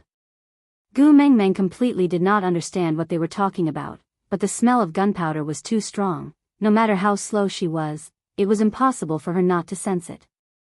Barit had just come down from the platform of the deity's punishment a few days ago. A 3-day trip outside the gates of hell was not a joke. Elvis also injured his leg for some reason previously. Why were the two disabled patients still so angry? Gu Meng Meng patted Elvis's shoulder, attracting his attention to her. She then smiled lightly, saying, "Can you bring me around? I don't want to eat meat all winter, I'll get sick of it." Elvis glanced at Barit from the corner of his eyes and did not say anything, only nodding his head. Gu Meng Meng then turned to Barit and said, "In the past, I didn't understand the rules of the beast world and thought that this place was the same as our world, where men and women could be friends. But now I knew that apart from mating, it was impossible for a male and a female to coexist. I don't want to find a partner here, so don't waste your time on me. Go prepare your own food and don't come looking for me again. After Gu Mengmeng finished speaking, she wrapped her arms around Elvis's neck, signaling him to leave. Elvis did not stay for a second longer as he carried Gu Mengmeng out of the tribe. Barit was not dejected by Gu Mengmeng's words. He knew about Li's situation. Although he could not understand Gu Mengmeng's view on love, he would not try to change it. He was different from Leah. Mating with Gu Mengmeng was his dream, but he did not dare to hope that it would come true. As long as he could protect her from afar and help her with some trivial matters, he would be satisfied. So, he maintained a certain distance and followed behind Elvis silently. There was no disappointment, no hesitation, no doubt, only a determined gaze and a primitive instinct to be loyal to himself. Aside from the topic. Chapter 178. Elvis knew that Barit was following behind him, but he did not expose or stop him. It was always better to have one more person protecting Gu Mengmeng. If she met with an extremely serious danger, it would be so lucky to have a reliable person to bring Gu Mengmeng away when she was fighting for her life. Gu Mengmeng did not have sharp senses like Elvis, so she just nestled in Elvis's arms and looked around. Sometimes, she asked Elvis to head east, and at other times, she wandered around aimlessly. Elvis did not feel annoyed, and let her run around the mountain freely. Actually, there seemed to be quite a lot of edible things here, but Gu Mengmeng did not know much, so she did not dare to try. Until she found a familiar sea of flowers, Potato blossoms. Who said that watching Korean dramas was useless? Gu Mengmeng had seen this kind of flower in a Korean drama, The Best Love, a long time ago. It was probably because the female lead promised to make curry for the male lead, but she forgot why she did not come. The potato that the male lead bought had already sprouted, and in the end, only a long green bud grew out, but it did not bloom. Until one day, the male lead saw a painting of a potato field, and the field was filled with such buds. An old man told the male lead that potatoes looked like this when they bloomed. The male lead suddenly realized that the potato in his house had bloomed long ago, and then he ran off to look for the female lead in a melodramatic manner, but he could not remember it clearly. Gu Mengmeng only remembered complaining to her roommates about this point. Who the hell would hang a painting of a potato field as a decoration? It was also because this point was too shocking, so she remembered this scene especially clearly. It was just that Gu Mengmeng, who was hugging a watermelon and lying on the sofa to watch dramas, really did not expect that this point would actually improve her meals one day in the future. Gu Mengmeng patted Elvis's shoulder excitedly. That.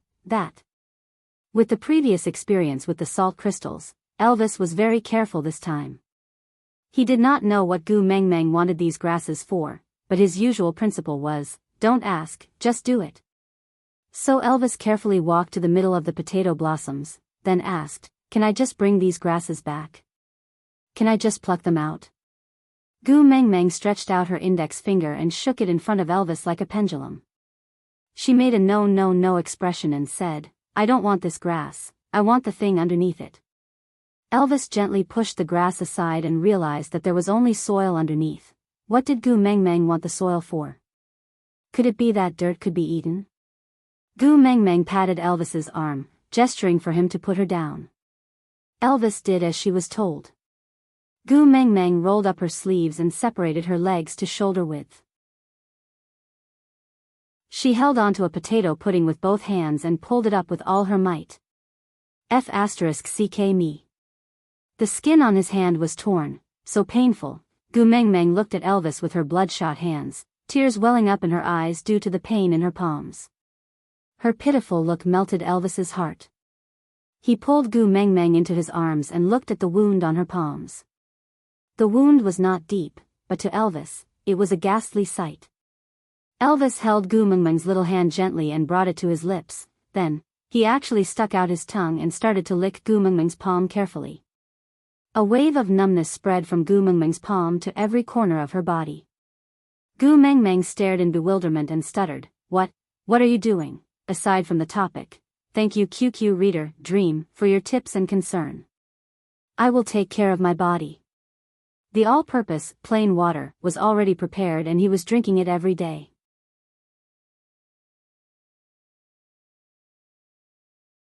Chapter 179. Elvis did not answer Gu Mengmeng's question and just focused on licking her little hand. Until he licked every single scar clean, he then placed her little hand by his lips reluctantly and kissed it. Only then did he answer, "This way, the wounds won't get inflamed and will heal faster." Gu Mengmeng's eyes widened. Gu Mengmeng's face was flushed red and she could not say a word. Previously, Leah had also licked the blood from her nose, but as the distance was too close, she could not see anything clearly and the entire process was transmitted through her skin. But it was different this time. When Elvis was licking her little hand, she maintained a VVIP 3D perspective and watched as Elvis's tongue licked her little hand over and over again as if she was watching a live broadcast. Who could understand the feeling of touching an electric switch for 5 minutes? Elvis looked at Gu Mengmeng's flushed face and recalled the scene when Leah hugged her in the stream. That day, he watched everything quietly from afar and tried his best to control himself from rushing over. Today, he finally had such a chance to taste her wonderful taste. Although they did not have a proper title, she could only rely on him, trust him and let him take care of her. This was enough happiness. Elvis kissed Gu Mengmeng's little face and then placed her down on a smooth big rock for her to sit properly. Then, he pointed at the grass that Gu Mengmeng wanted to pluck but did not manage to, "Just pluck it up." Gu Mengmeng nodded her head blankly. She had not recovered from Elvis's actions just now. Now, as long as Elvis looked at her, she would feel her face burning and she did not know where to place her hands. Elvis liked Gu Mengmeng's childish look. Did it mean that she finally saw him as an ordinary male when she was shy because of his actions? Elvis was in a good mood and could do his work with ease. He grabbed the handful of grass and pulled out a bunch of potatoes that were buried underground without much effort. Elvis looked at the string of black and swarthy things in shock. He placed it at the tip of his nose and sniffed it. It smelled like dirt. Puzzled, he brought the string of things in front of Gu Mengmeng and asked, "The thing below, you mentioned, is this?" Gu Mengmeng was still in a daze until Elvis patted her head lightly. She then snapped back to reality. Ah. Yes, that's it.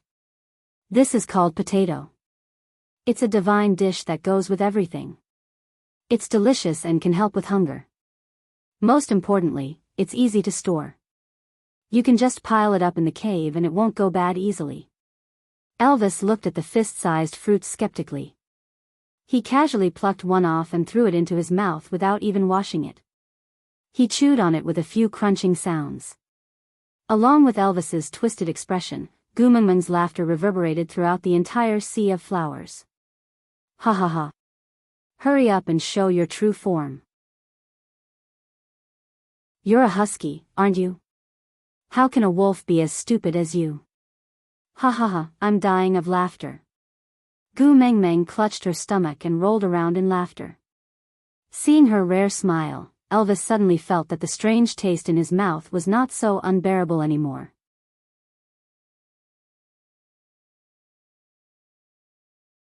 Chapter 180. When Gu Mengmeng was done laughing, she pushed herself up with both hands and jumped down from the huge rock. Before her feet touched the ground, Elvis caught her and held her in his arms firmly. "The ground is cold, be careful." Gu Mengmeng's heart warmed and she responded with a "yeah." She took the potatoes from Elvis's hands and only realized when she placed them in her hands, was this really a potato? It was almost as big as a dragon fruit. Weighing it in her hands, this potato was at least 1 caddy. Then the string of potatoes in Elvis's hands, damn, she was rich. As long as she plucked this patch of potatoes, it would be enough for the entire Saint Nazaire tribe to eat for a year. Of course, Gu Mengmeng neglected a very important problem. Many males in Saint Nazaire, like Elvis, were carnivorous beasts.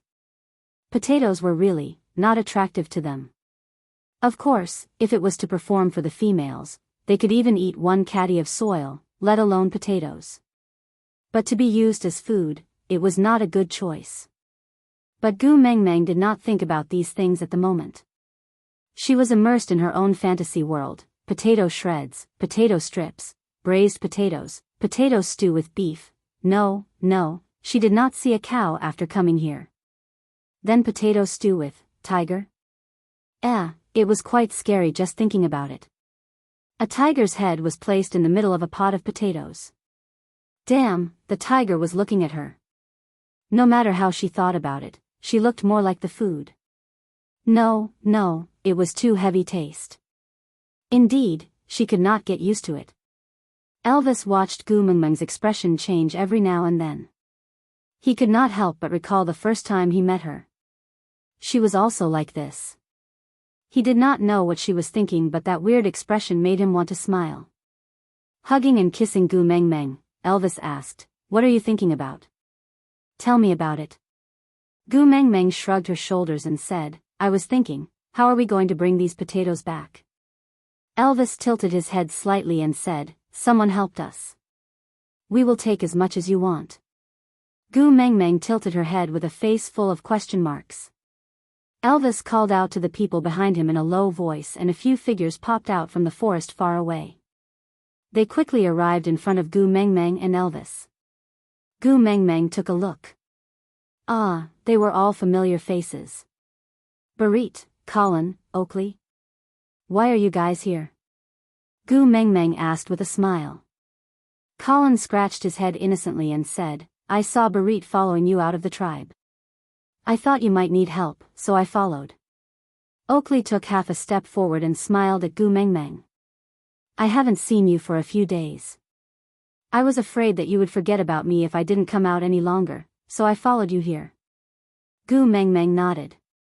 Barit did not say a word and just stood there quietly, his gaze never leaving Gu Mengmeng. Gu Mengmeng shook her head with a smile and said helplessly, "Since you're already here, why are you sneaking around? Can't you just come out and say hello?" Oakley pointed at Colin and said, "He pulled me and didn't let me come out." Colin immediately pointed at Barit and said, "I wanted to come out at first, but Barit stopped me. He said that you would not be happy to see us." With that, Colin turned his head to look at Barit and said, "Why are you lying?" Gu Mengmeng was clearly not unhappy. Barit was speechless. He sighed helplessly and said, "How many of these grasses do you want to pluck?" "I'll help you." Gu Mengmeng chuckled and said, "Pluck as many as you can. These are our rations for the winter." Aside from the topic. Chapter 181. Once they heard that it was Gu Mengmeng's food, how could the males not work hard? Barit, Colin and Oakley had pulled out at least 200 caddies of potatoes. Gu Mengmeng did not know if it was enough for the entire tribe to eat, but even if she ate potatoes for 3 meals in the entire winter, she reckoned that she would not be able to finish them by next spring. But even so, Elvis still felt that it was too little, so he handed Gu Mengmeng over to Oakley and plucked more himself. Gu Mengmeng looked at the huge string of potatoes, which she estimated to be at least 250 caddies, and felt deeply ashamed. Damn, the power output was indeed not on the same level. The barbells she lifted in the gym previously were all wasted training. So many fighting moves could only be used to bully a coward like Nina. In the end, Colin transformed back to his original form and hung the 200 caddies of potatoes on his body. He did not feel that it was heavy, but it was a little cramped when he walked, as he was afraid that Gu Mengmeng's food would fall onto the ground. So the scene of this 2-story tall black bear carrying the potatoes carefully and taking small steps was even more comical than a circus performance. Gu Mengmeng could not help but laugh out loud, causing Colin to look back, and a potato fell from his head. Barit caught the potato quickly and threw it towards Colin. Colin instinctively opened his mouth to catch it and chewed on it. This time, Gu Mengmeng laughed even harder, rocking back and forth in Elvis's arms. She said breathlessly, "Ha ha ha, Elvis, is this called a crooked stick has a crooked shadow? With you leading the way, will the entire tribe eat raw potatoes like you?" Ha ha ha. Elvis actually wanted to explain that firstly, they had never eaten this before, secondly, before they met Gu Mengmeng, they had always eaten raw food, but strangely, Colin's reaction after eating the raw potatoes was different from Elvis. He smacked his lips, as if he wanted more. But thinking that it was Gu Mengmeng's food, he held back and did not eat another one. When the group returned to Saint Nazaire, it was already afternoon. They returned to Elvis's territory in a noisy manner, and Barit and the other two consciously stopped at the outskirts of the territory. Gu Mengmeng smiled and waved. "What are you waiting for? Come in." The three of them then nodded and followed Gu Mengmeng into Elvis's territory. However, before he reached the entrance of the cave, he heard loud noises. Gu Mengmeng frowned and looked towards the source of the sound. She saw two females fighting each other. One of them seemed to be Sandy and the other Nina. F***ck, are they bullying me at my doorstep? It just so happens that I have nowhere to vent my anger. Gu Mengmeng jumped down from Elvis's arms and ran straight towards Sandy and Nina. Nina had suffered so many losses in Gu Mengmeng's hands. Seeing Gu Mengmeng charging over in such a manner, she was so frightened that she immediately let go of Sandy and jumped back.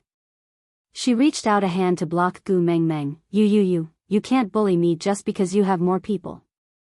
Gu Mengmeng laughed coldly. "Didn't you send yourself here to be bullied by me?" Nina raised her head and said in what she thought was a noble manner, "That's not it. I'm here to look for my mail." Gu Mengmeng smiled embarrassedly. "You're here to look for your mail? Is your mail Elvis?" Aside from the topic, I know everyone hates Nina and I hate her too. But she could not die for now. She still had to court death.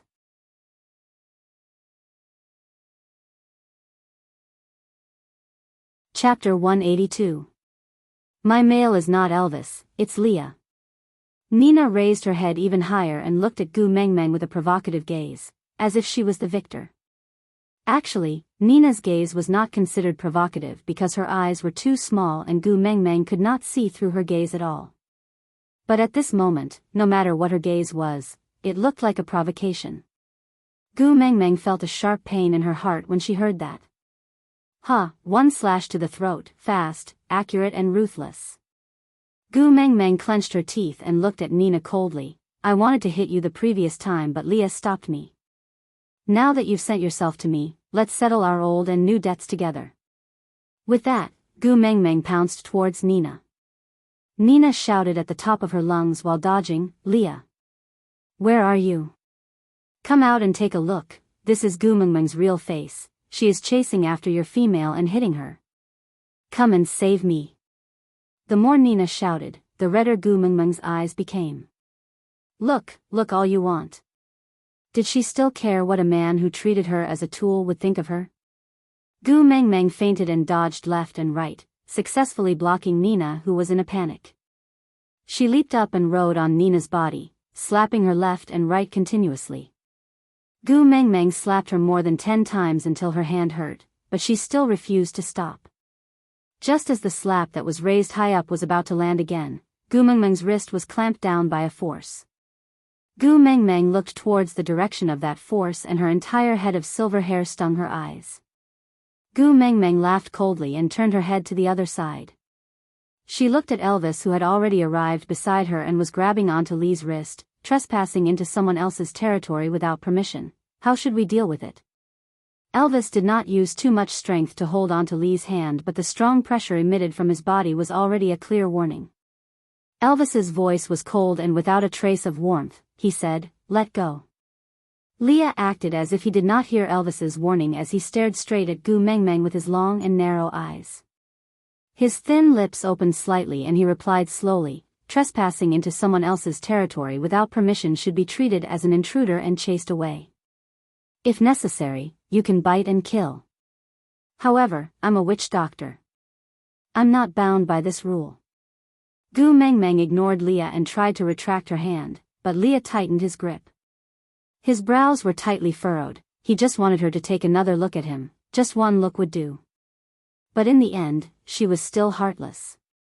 She kept turning her face to the side, not even willing to give him a glimpse out of the corner of her eye. Gu Mengmeng sat on Nina and stood up.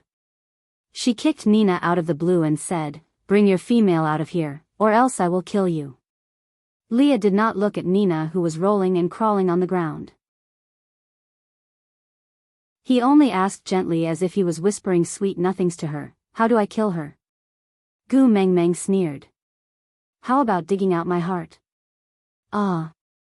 I forgot, you don't have a heart." Leah lowered his head to look at his left chest that was throbbing in pain. He smiled bitterly. "Heartless?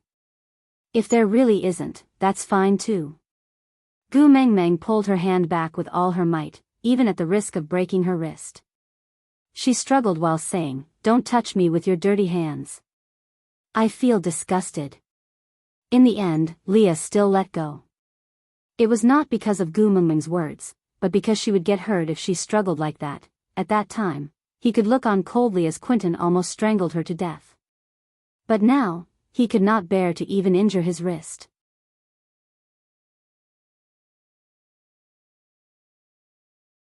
Chapter 183. Gu Mengmeng didn't even look back as she turned and walked into the cave. Nina scrambled up and wanted to pounce on Leah, but she was so scared by Lee's cold stare that she didn't dare to move. Her mouth was full of blood and she couldn't even speak properly. She mumbled, "You haven't been back for a few days and I came to look for you because I was worried about you." Who knew that Gu Mengmeng would be so barbaric and hit me the moment she came? "Look at my face, how badly did she hit me?" "Leah, you have to help me." Leah didn't say anything, but Elvis spoke up, "You want to touch my female in my territory? Do you think I'm dead?" But Nina wanted to explain, but Elvis couldn't be bothered to talk to her.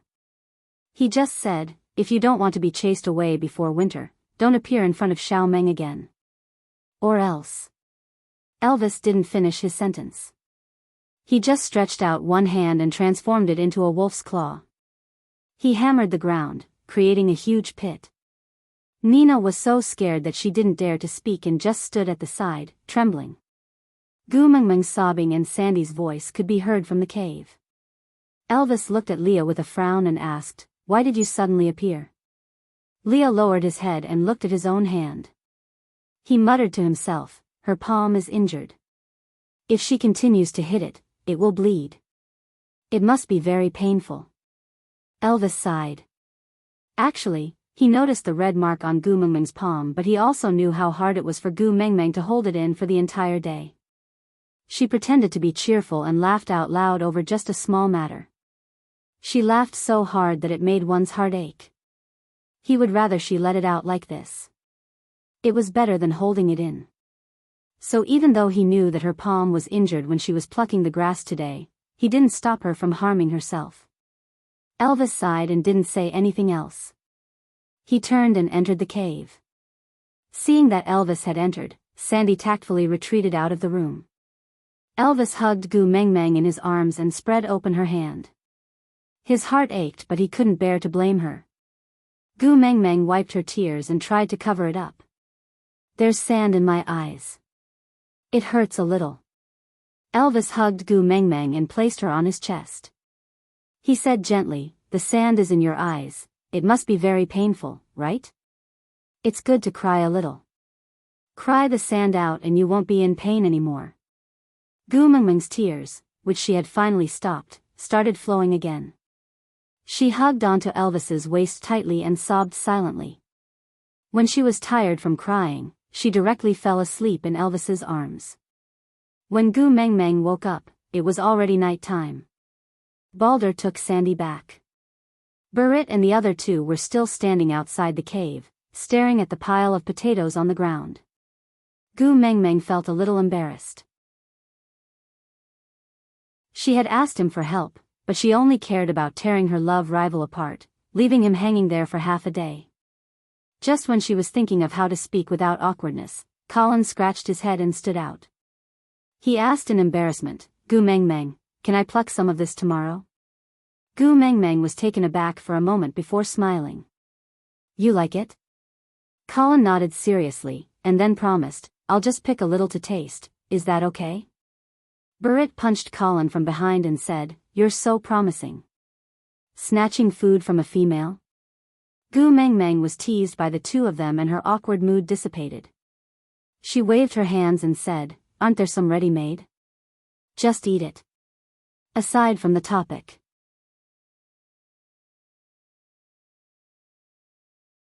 Chapter 184. Colin was still a little embarrassed and shook his head. These are your food. I can't eat them. I have to leave them for you. Gu Mengmeng smiled. How much can you eat? This is at least 100 kilograms. Can you eat all of them? Colin nodded his head seriously and answered, yes. Pfft. Gu Mengmeng could not hold it in and laughed out again. She said helplessly, then you can eat all of them and accompany me to pick new ones tomorrow. Colin thought for a while but did not do that. He said in a silly manner, then I will wait until I pick new ones for you tomorrow before eating these old ones. Gu Mengmeng did not force Colin any further. The beast world had its own code of conduct. If she kept forcing Colin and he really ate these things, he might be laughed at by his fellow tribesmen. This would be a stain on his future partner. Gu Mengmeng did not force Colin any further. Gu Mengmeng said, everyone has been busy the whole day, you haven't eaten yet, right?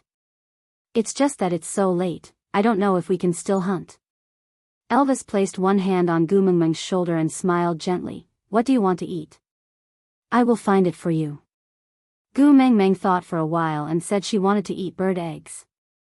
This suggestion stunned Elvis and the rest. That thing was delicious. But since it was Gu Mengmeng who said it, there was naturally no reason for him to object.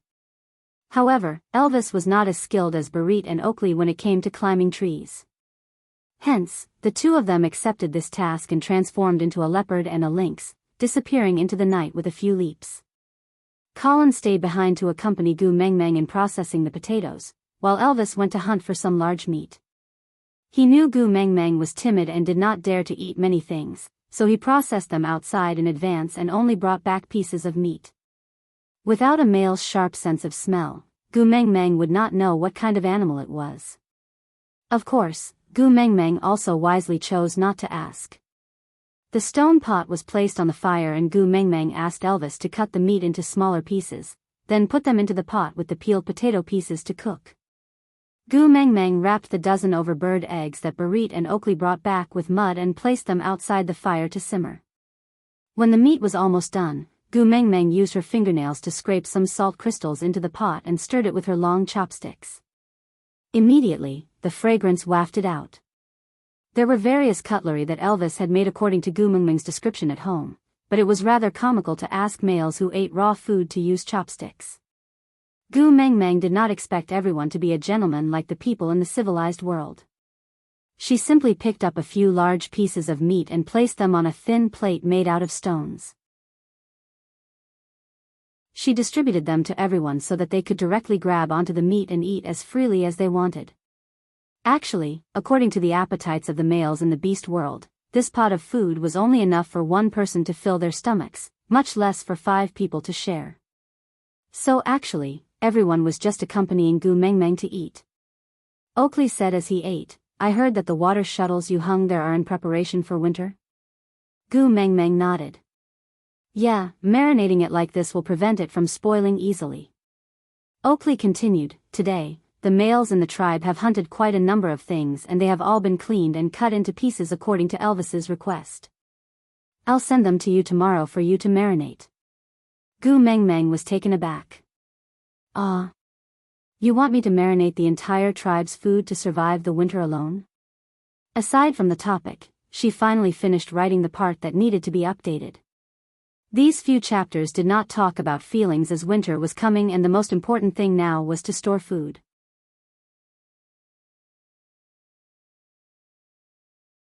Chapter 185.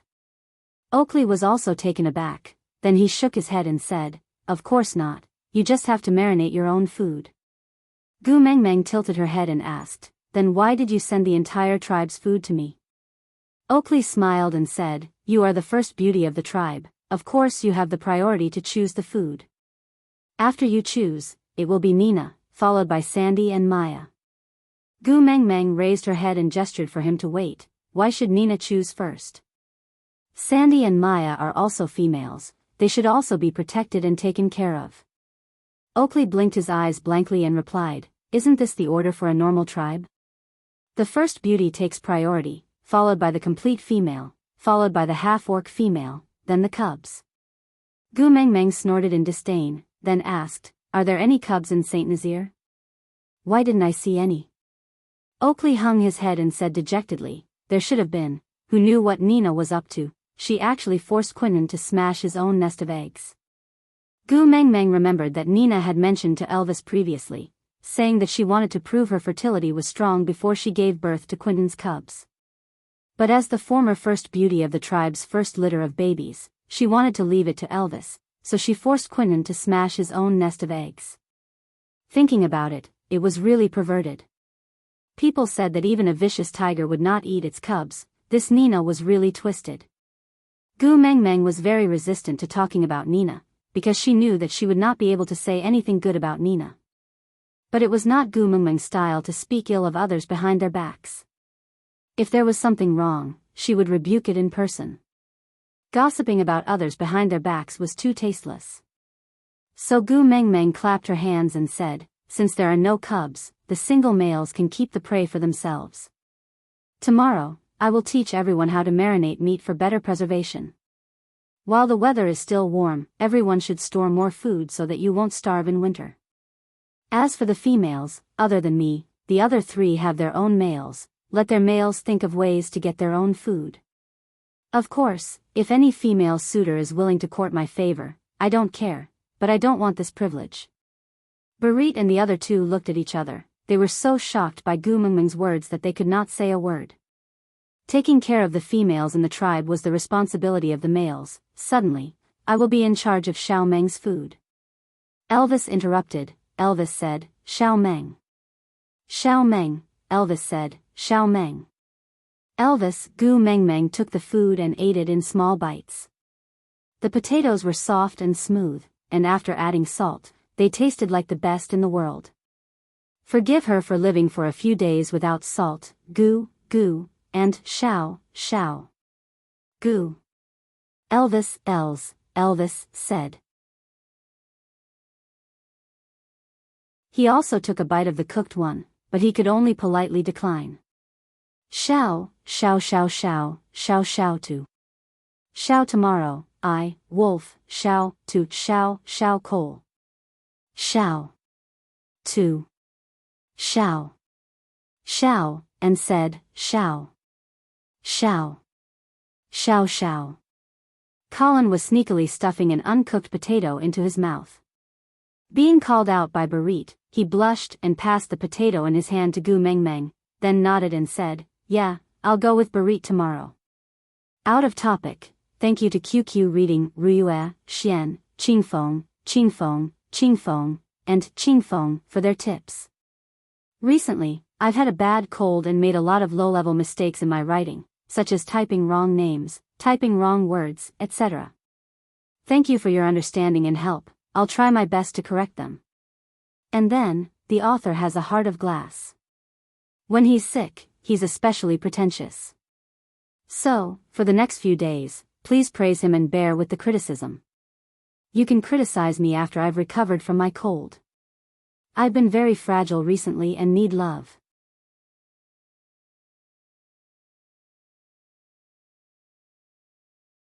Chapter 186. Oakley, who was trying his best to familiarize himself with Gu Mengmeng, fell into a rare silence. He stared at Gu Mengmeng for a moment before asking, "Do you really have a way to store food without spoiling it?" Gu Mengmeng turned around and without much thought, she replied with a "yeah." She even nodded her head. Oakley asked again, "Do you really want to teach everyone this method?" Gu Mengmeng nodded again and said, "Yeah, why?" Oakley remained silent for a moment before saying, "Do you know how effective a method to store food can be if used properly?" Gu Mengmeng thought for a moment before replying, "Everyone can store more food in advance so that they won't have to suffer during winter. I have been hearing Sandy complain about starving during winter every day and my ears are already growing calluses. If I teach everyone this method, Sandy will have food to eat during winter and my ears will be saved." Yeah, this effect is really awesome. Come, there should be applause here. Gu Mengmeng said as she took the lead to clap. The 4 males did not know what applause was, but they also imitated her stiffly and clapped their hands. Only after Gu Mengmeng made a keep hand gesture in satisfaction did Oakley dare to continue speaking. Winter is also known as the season of death. Many orcs die during winter every year. If you can store food without spoiling it for the entire winter, you will be the god of this world and it will not be a problem for you to unify the entire beast world. But you just taught this method to everyone so easily? Just so that you don't have to listen to Sandy's nagging? Gu Mengmeng looked at Oakley's shocked and bewildered face and could not help but find it funny. She shrugged her shoulders and sent the potato into her mouth after blowing on it to cool it down. She savored the sweet and soft taste and smacked her lips. After thinking about it carefully, she opened her eyes in satisfaction and answered Oakley, I am not Qin Shi Huang and have no interest in unifying the world. I just hope that everyone I care about can live a little more happily. If the knowledge I know can achieve this goal, then I will be very satisfied. Moreover, the purpose of knowledge is to be spread and used. It is not a custom-made S&M underwear that can be hidden and ridiculed. Oakley did not say a word. Actually, he was already very confused when he accompanied Gu Mengmeng to collect honey previously. Fire was brought by the messengers of the beast deity 1,000 years ago. It symbolized absolute power and sacred authority. At that time, only the messenger's tribe had the right to protect the sacred fire. Once someone or tribe disobeyed, the flame devil would punish them without mercy. So even after 1,000 years, even though the sacred fire in the tribe of the messengers of the beast deity had long been extinguished and no one knew how to light a fire anymore, the messengers of the beast deity tribe still maintained a high level of authority in the beast world and very few people dared to defy them. But Gu Mengmeng actually used that sacred fire to roast meat, smoke yellow needle worms, boil water to cook, and even let Elvis and Leah teach the entire tribe how to use fire and how to prevent the flame of hope from turning into a flame devil. Now, she had taken out a method that could easily control the food storage in the beast world and shared it with everyone so casually. A quiet voice was awakening in Oakley's mind. Could it be that Gu Mengmeng? Oakley was shocked by his own thoughts. He stared at Gu Mengmeng in bewilderment. The expression on his face was really complicated. To Gu Mengmeng, it looked like she had seen a ghost. Aside from the topic, thank you, QQ Reading Baby, for your 399 points of view. The song is over, the ending is not beautiful. Sorry, I don't know how to type the special symbol in your name. I realize that there are a lot of tycoons among my babies. Thank you. I saw some readers complaining about my slow progress and asked why I'm not getting to the main topic. Although I don't know what topic you want, let me give you a short-term schedule. Current mission, storing food, killing someone, survive the winter.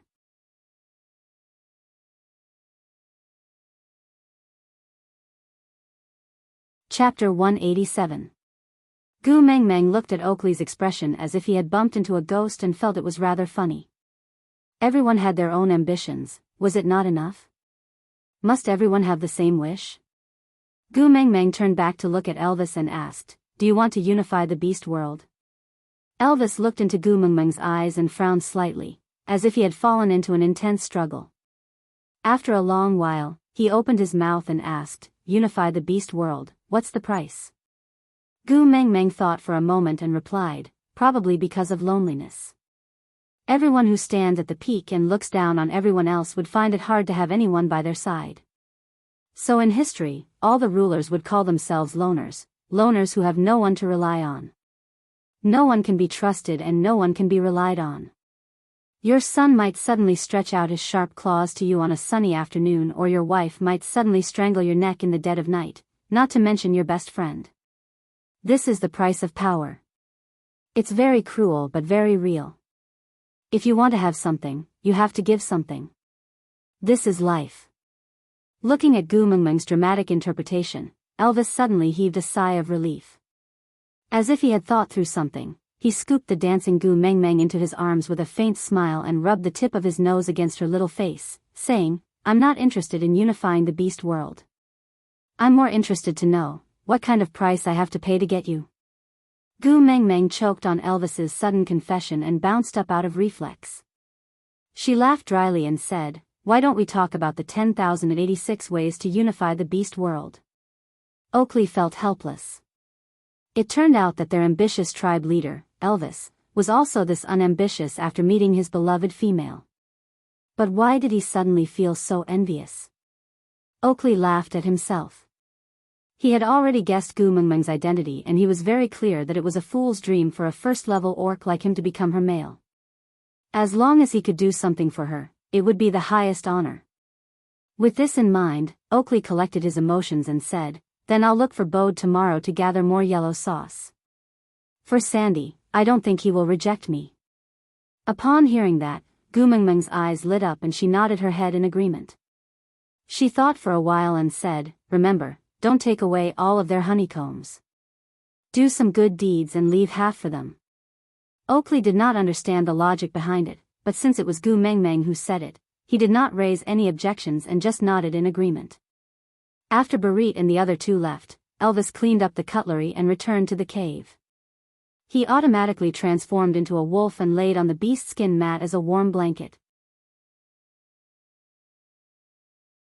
Gu Mengmeng originally did not have any psychological pressure towards Elvis in his original form, but his sudden confession today made her feel rather embarrassed.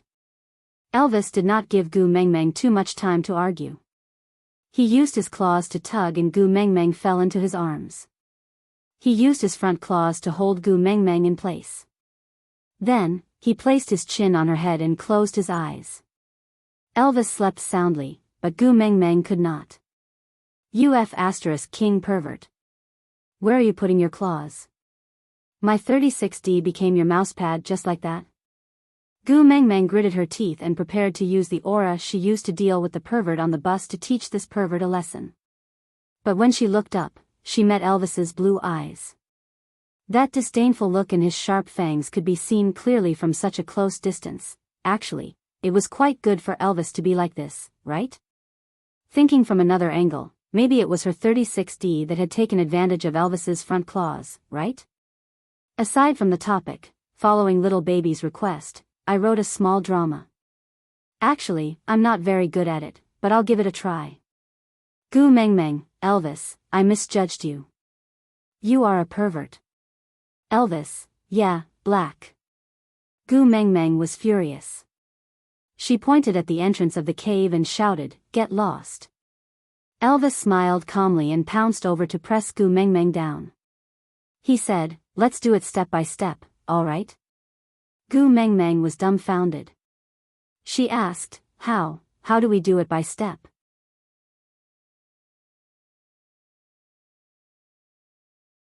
Chapter 188. The next morning, Gu Mengmeng was woken up by a loud noise. Turning left and right, Gu Mengmeng almost plucked out all the hair on Elvis's stomach, but still could not block her ears. Jumping up from Elvis's arms like a carp, Gu Mengmeng rushed out of the cave with a strong smell of waking up. She rolled up her sleeves and scolded, "Damn it, disturbing my sleep is like killing my parents, it's an irreconcilable feud. I want to see who is the one who wants to die and disturbs my sleep." With Gu Mengmeng's roar, the outside of the cave instantly became silent. But it was too late for silence, because Gu Mengmeng had already rushed out with a pair of sleep-deprived eyes. The first thing she saw was Nina's face, which was getting more and more detestable by the day. Without saying a word, Gu Mengmeng went up and grabbed Nina's beast-skin dress, throwing her over her shoulder onto the ground. She flipped over and rode on her, raising her hand to hit her. This time, Nina was not her usual self. She did not provoke or retaliate, but wailed loudly, hit me, just hit me to death. It's better than having no food and starving to death in my own cave without anyone knowing." Sob, sob, sob. "Gu Mengmeng, what exactly are you planning? Are you here to destroy Saint Nazir? Do you want all the females in the tribe to starve to death?" Sob, sob. "I can't live past this winter anyway, rather than starving to death, why don't you just kill me now?" Her crying stunned Gu Mengmeng. This time, it was not because of Leah. Gu Mengmeng dusted her hands and stood up. The lack of sleep made her extremely irritable, so she kicked Nina, who was rolling on the ground, and said, cry again, and I'll cut off your damn tongue." Frightened by Gu Mengmeng, Nina immediately kept quiet and covered her mouth with both her hands. She did not know if she was afraid of making a sound or to protect her own tongue, but she just stared straight at Gu Mengmeng with a pair of cross-eyed eyes while covering her mouth. Gu Mengmeng made a gesture of stabbing her eyes and said, look again, and I'll dig out your eyes." Nina was so frightened that she hurriedly closed her eyes tightly, showing an inexplicable wretched and funny look. Gu Mengmeng really could not bring herself to smile at Nina. She just frowned impatiently and said, "If you have something to say, just say it. You came here early in the morning to make a scene. Apart from wanting to get beaten up, do you have any higher level of pursuit?" Nina covered her mouth and stammered something. It was as if she was talking while brushing her teeth. Who could hear her clearly? Gu Mengmeng went up and slapped her hand away. With a cold face, she said, "Speak properly, scram after you're done." Nina felt wronged, but she did not dare to cry. She knew that with one word from Gu Mengmeng, Elvis would definitely pull out her tongue. So she replied while sobbing, "Why didn't you allow the males to give me their food? It's fine if you don't want it, but why can't I want it? After all, I'm a precious complete female. If I starve to death, do you know what kind of loss it would be to Saint Nazir?" Gu Mengmeng used her hand to cover her ears. She snorted in disgust, scaring Nina so much that she immediately shut her mouth. She looked at Gu Mengmeng and Elvis, who was already standing behind Gu Mengmeng with a face as black as a dark cloud. Looking into Elvis's eyes, Nina truly felt that a bolt of lightning could shoot out from Elvis's eyes at any time and strike her to death. Aside from the topic, because the effect of the recommendation this time was very good, QQ Bookstore has decided to add me as a recommendation. December 15th to December 19th is the recommendation period. According to the editor's request, I will add updates at a speed of 5 times a day. This recommendation is inseparable from the fact that my babies vote for me, leave messages and chase after my articles every day. Thank you babies for your support. I hope my babies will continue to work hard during the recommendation period. Try your best to ask QQ Bookstore and don't forget to vote and leave messages. You're tuning in to the Romantic Tales YouTube channel. Don't forget to subscribe and join us on this journey to catch the most captivating stories.